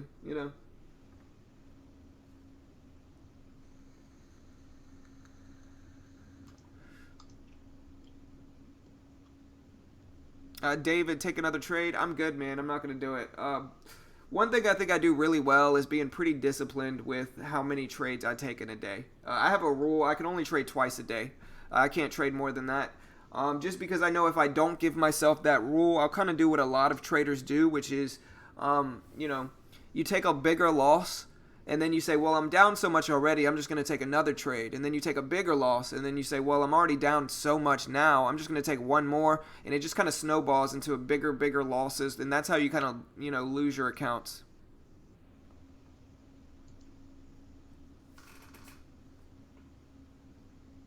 Yeah, exactly. Cool. That's exactly what I think as well. It's not trading at, it's actually TEFs, and we're far from that. Most traders lose money. So I don't have to borrow shares, Daniel. That's why. It's not that you don't. With all shorts, specifically with TEFs, I don't have to borrow the shares, and so with anything that's tradable on TEFs, I can short.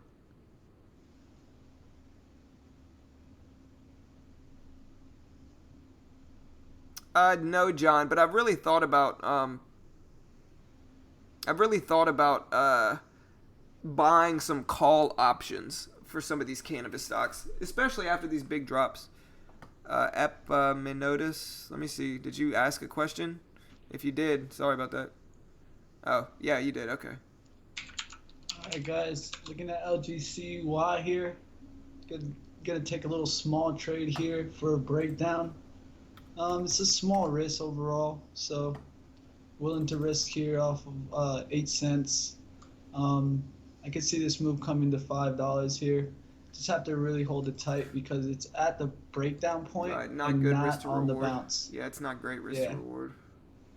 I'm just calling it out late here, guys, because it's not an A plus. It's definitely a C plus move.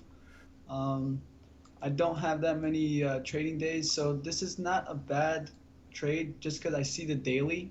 The daily with no news here could come down to that 486. So I'm looking for that $5. $5 would be my reward here.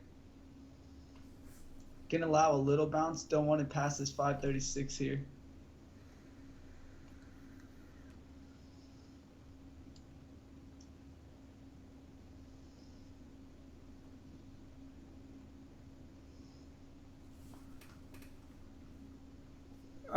Ariz is asking, is the VWAP strategy meant only for shorts? No, so I mean, I actually, there's another strategy. It's called the VWAP bounce. What was the one that did it this morning? Maybe it was NBEV. So there's the opposite side of the VWAP bounce. Maybe it wasn't NBEV. There's another one. ALT, no. What was the other one? I know there was another one that did a nice VWAP bounce this morning.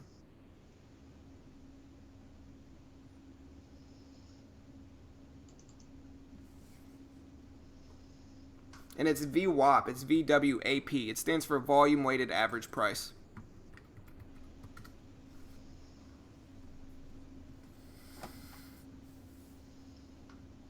But yes. When I look at my trade, it's kind of like one of your old trades here. Remember the old strategy you used to trade? The one you're in now? Yeah. Remember trading that old strategy? Yeah, just trying to get in at the low of the day. Yeah, just be careful, man. Like I said, the risk to reward isn't great. The accuracy might be high, though, but risk to reward's bad in this one. There you go. There's the 825s there, guys. Let's see if we get this breakdown. What we need is a big shorter coming in here and knocking it down here, guys. I'm paying attention to these empty screens and not really the 100 screen right here, guys. I'm looking for a big shorter to short into this. That will tell me that this is going to knock down and give me that confidence, guys. Yeah, this was IGC. IGC was the VWAP bounce. So yeah, like the opposite of the VWAP fade is the VWAP bounce. So it's the exact opposite. It's when a stock has a bullish trend at the open, pulls back to the VWAP, and then breaks out. And that's exactly what you see with IGC. Bullish trend, pull back to the VWAP, and then break out. So it's like the exact opposite of the VWAP fade. It's the long version of it. But I'm currently backtesting this one. The VWAP fade, I'm fully done backtesting, and the VWAP fade had an accuracy, if it has those conditions, of 73%. I'm currently in the process of backtesting the VWAP bounce and kind of learning the conditions.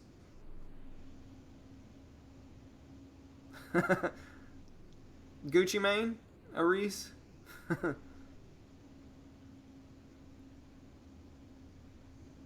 Is it true that TradeNet wants to find good traders? Yeah, I mean, I think TradeNet, what they do is, I think the majority of the time traders lose money, but I think whenever a trader is profitable using TEFs, not TradeNet specifically, but TEFs, I think when a trader is profitable using TEFs, that they look at the data from that trader and they learn the strategies that he's using to find profitable setups is really what I think they're doing. Which makes sense. I'm not mad at them for it. That makes perfect sense to me. If I was them, I would do it too.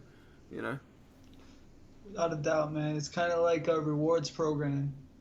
Yeah. Except they're reaping the benefits. Right, exactly. A guy on Twitter just did 14 winning trades today. Holy moly. Yeah, I mean, the big thing with, the big thing with that is, did he actually do it live? Did he let people watch him do it? Or did he just post screenshots? Because, I mean, I'm naturally skeptical. So anybody that says they did it, I want to see the actual data behind it. Like, a screenshot doesn't mean anything, to me at least. But I'm not saying he's right or wrong, or he's telling the truth or he's not. I'm just more skeptical of a trader. I want to see the actual trades.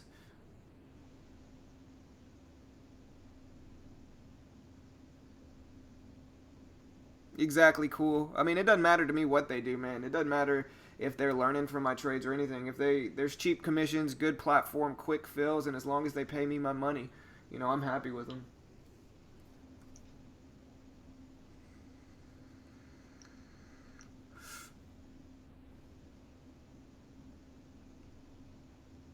But yeah, I used to think it was impossible to have like 14 green trades in a row. But honestly, since we've kind of tweaked this VWAP fade strategy and I had that 8-day win streak, I don't think, it's definitely possible.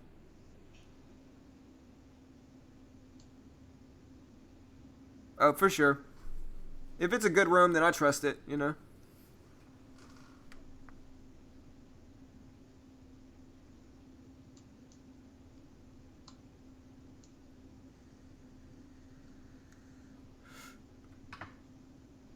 Yeah, the big thing with LGCY is just the volume. It's starting to get close to that 11 a.m. point. Yep.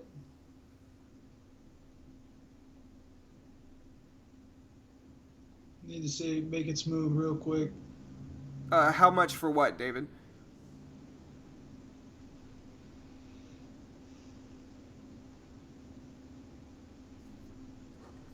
Look at Trivago here as well. Looks like a nice little fade off the VWAP on the 5-minute. Daily doesn't look as good because of the volume, but Trivago maybe starting to fade off the VWAP. We'll see. Hey, nice, Leandro. Congrats, brother. Nice work, man.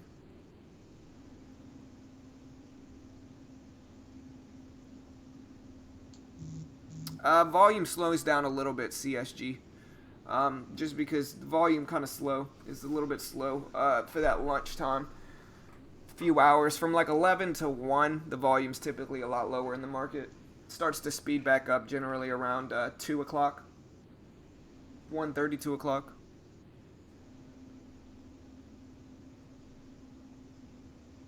Yeah, it all just depends on how much for what, David. Are you talking about TradeNet? Are you talking about the trader that insurance is talking about? It all just depends.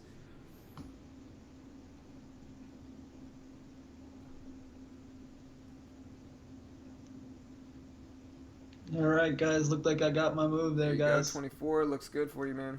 23, 21, 16. There you go. Let's see. Took 100 off there, guys. Yeah. 100 off there, guys. Now looking for the rest to really break down and get to that 5 mark.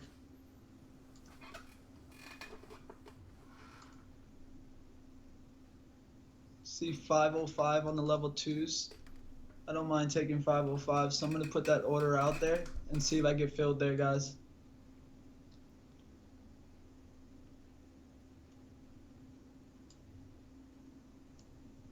Next support there is 509 and then 503 there, guys.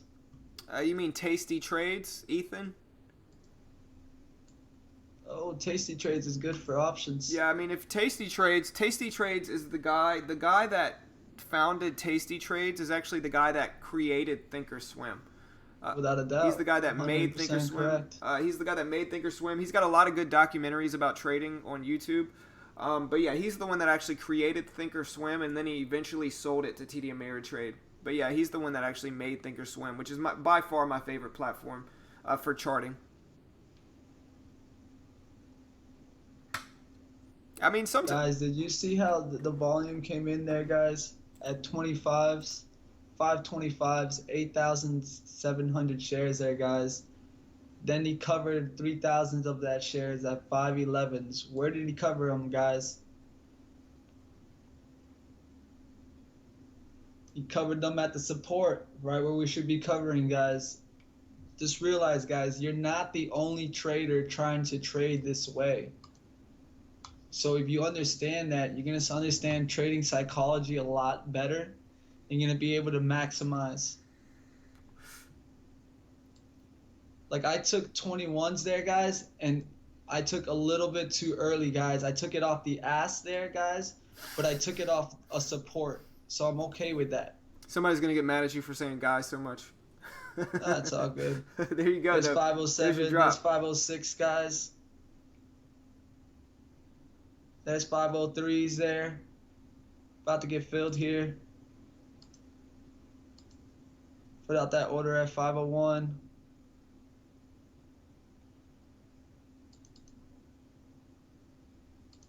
Put it out in between There you there. go. You should have got filled there. There you go.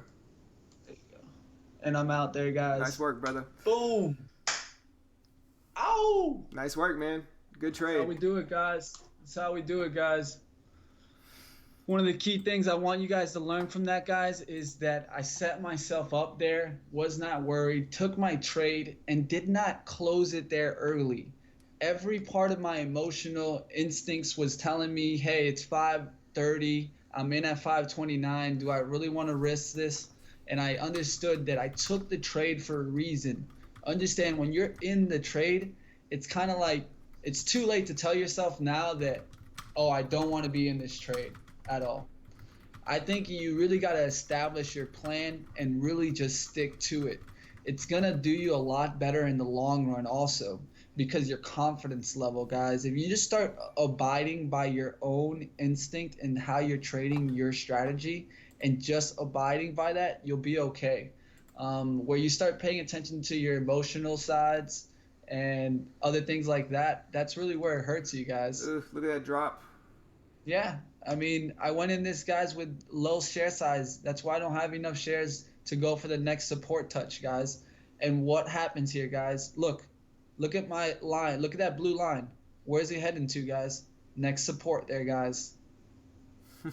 That's all it is there, guys. It's just understanding important levels, guys.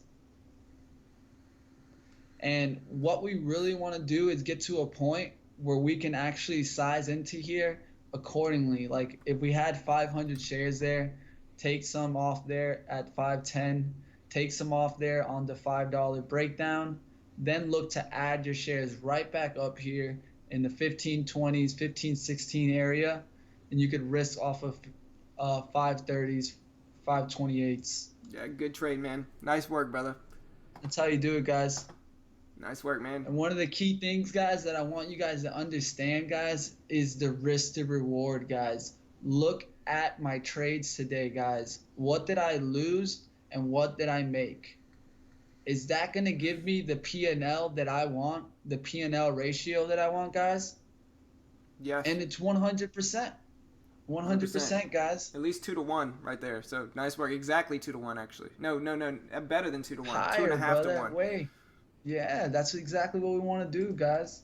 Hey, well, nice work, brother. Good job, man. Did really well today, man. So 2 green days for Mitch and I. Mine was much smaller, but hey, green day's a green day. That this week so far, three out of 5 days were profitable. Not as good as I usually do, but hey, green day's a green day. Mitch did well as well.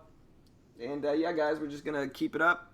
Trying to take some bigger sizing next week. Hopefully, I can get my confidence back a little bit more. Hopefully, there'll be a little bit more available stocks to trade on TEFs next week, which there's typically a decent amount that's tradable. This week was kind of an outlier in that regard because, this week was kind of tough. There wasn't that much that were tradable, but finish the week out green. That's always nice to go over the weekend with a green trade on Friday. So really happy with today. I'll take it. Could have held ZYNE substantially longer. That's the biggest mistake I made today. But my trade idea was correct. Build my confidence up a little bit more. Mitch ended the green day as well. But I'm going to go ahead and close the stream down now. If you haven't already, hit the subscribe button. I day trade live on stream every weekday morning, starting at about 8:40 market time. I usually stream until about 10:15, 10:30. Let it go a little bit longer today. Hey, no worries, Epa. Sorry, I can't pronounce your name, man. But appreciate the support, brother. You as well, Brian. That's what Mitch and I are here for, man. We're just trying to, we're not experts or anything like that, but we're just trying to build our way up And I think you guys could probably see Mitch and I do have edge. Our strategies have an edge in the market, and we're just trying to, continuously build on those strategies and just take good trades. That's what it's all about. You can also see, like, if I make a mistake, Mitch calls it out. If Mitch makes a mistake, I call it out. That's what we're here for. We're not here to, we're not here to sugarcoat stuff with each other. We're working on becoming the best traders we can, and that's what it's about, guys. So good work today, Mitch. You want to say anything, brother? Yeah, man. Just want to tell you guys just to keep on studying, guys. Understand that it's not about the results that you're making, especially when you're a beginner. It's not going to be about your P&L that you're making. It's about how you're taking your mindset from your strategy and actually executing the strategy there, guys. That's really what's going to help you. And understanding trading, like when you start actually breaking it down, understanding that entries is not the only thing, exits not the only thing. There's a lot to learn in trading. That's why we're here every day, to help you guys out, understand the lessons of trading through our experience. We're not here to say that we're perfect, but we are here to have you guys learn from our experience. And I think that's more valuable than any guru is doing out there right now, just because we can go ahead and teach you through our mistakes versus as only showing you insane profits, insane gains that on average only about 1 to 2% of traders are going to make. Yep. It's not about how much money we're making. You might be able to look at Mitch and I's trades and see, I made $10. Mitch made, like $15 net on the day or something like that. Mitch made more than that. But you may see those gains and say, well, those are small. The point is, like, if you look at our profit and loss graphs here, like I said, if you look at my graph, you can see I've been doing substantially better and just trying to build up on this strategy, slowly scale up in sizing. The bigger profits will come. At this point, Mitch and I are just looking to take good trades, and I think we do that a majority of the time. And so we're just working our way up. Keys for next week is to use a little bit larger sizing for me and to learn to hold my winners a little bit longer. That's something I've been struggling with lately. But, we'll see how next week goes. Got to have the good setups for the good sizing. And so, like I said, we'll see how that goes. And, yeah, guys, if you haven't already, hit the subscribe button. We day trade live on stream every weekday morning starting at 8:40 a.m. Stream until about 10:15, 10:30. Also, if you want to do me a favor, if you really appreciate this content, appreciate watching us trade live every weekday, make sure to hit the like button right now on this video. It does help support us, and we appreciate any support we can get. And, yeah, Jeff, the PDT rule does not apply to TEFs. So it's not TradeNet, it's actually TEFs. But, yeah, the PDT rule does not actually apply to that. And so I can trade as much as I want just because it's CFD trading. But, yeah, guys, good luck for the rest of the day. I'll see you all. I'll probably post at least a video this weekend. But, yeah, good luck for the rest of the day. I'll see you all same time as always, Monday morning, 8:40 a.m. And, yeah, good luck for the rest of the day and have a good weekend, everyone.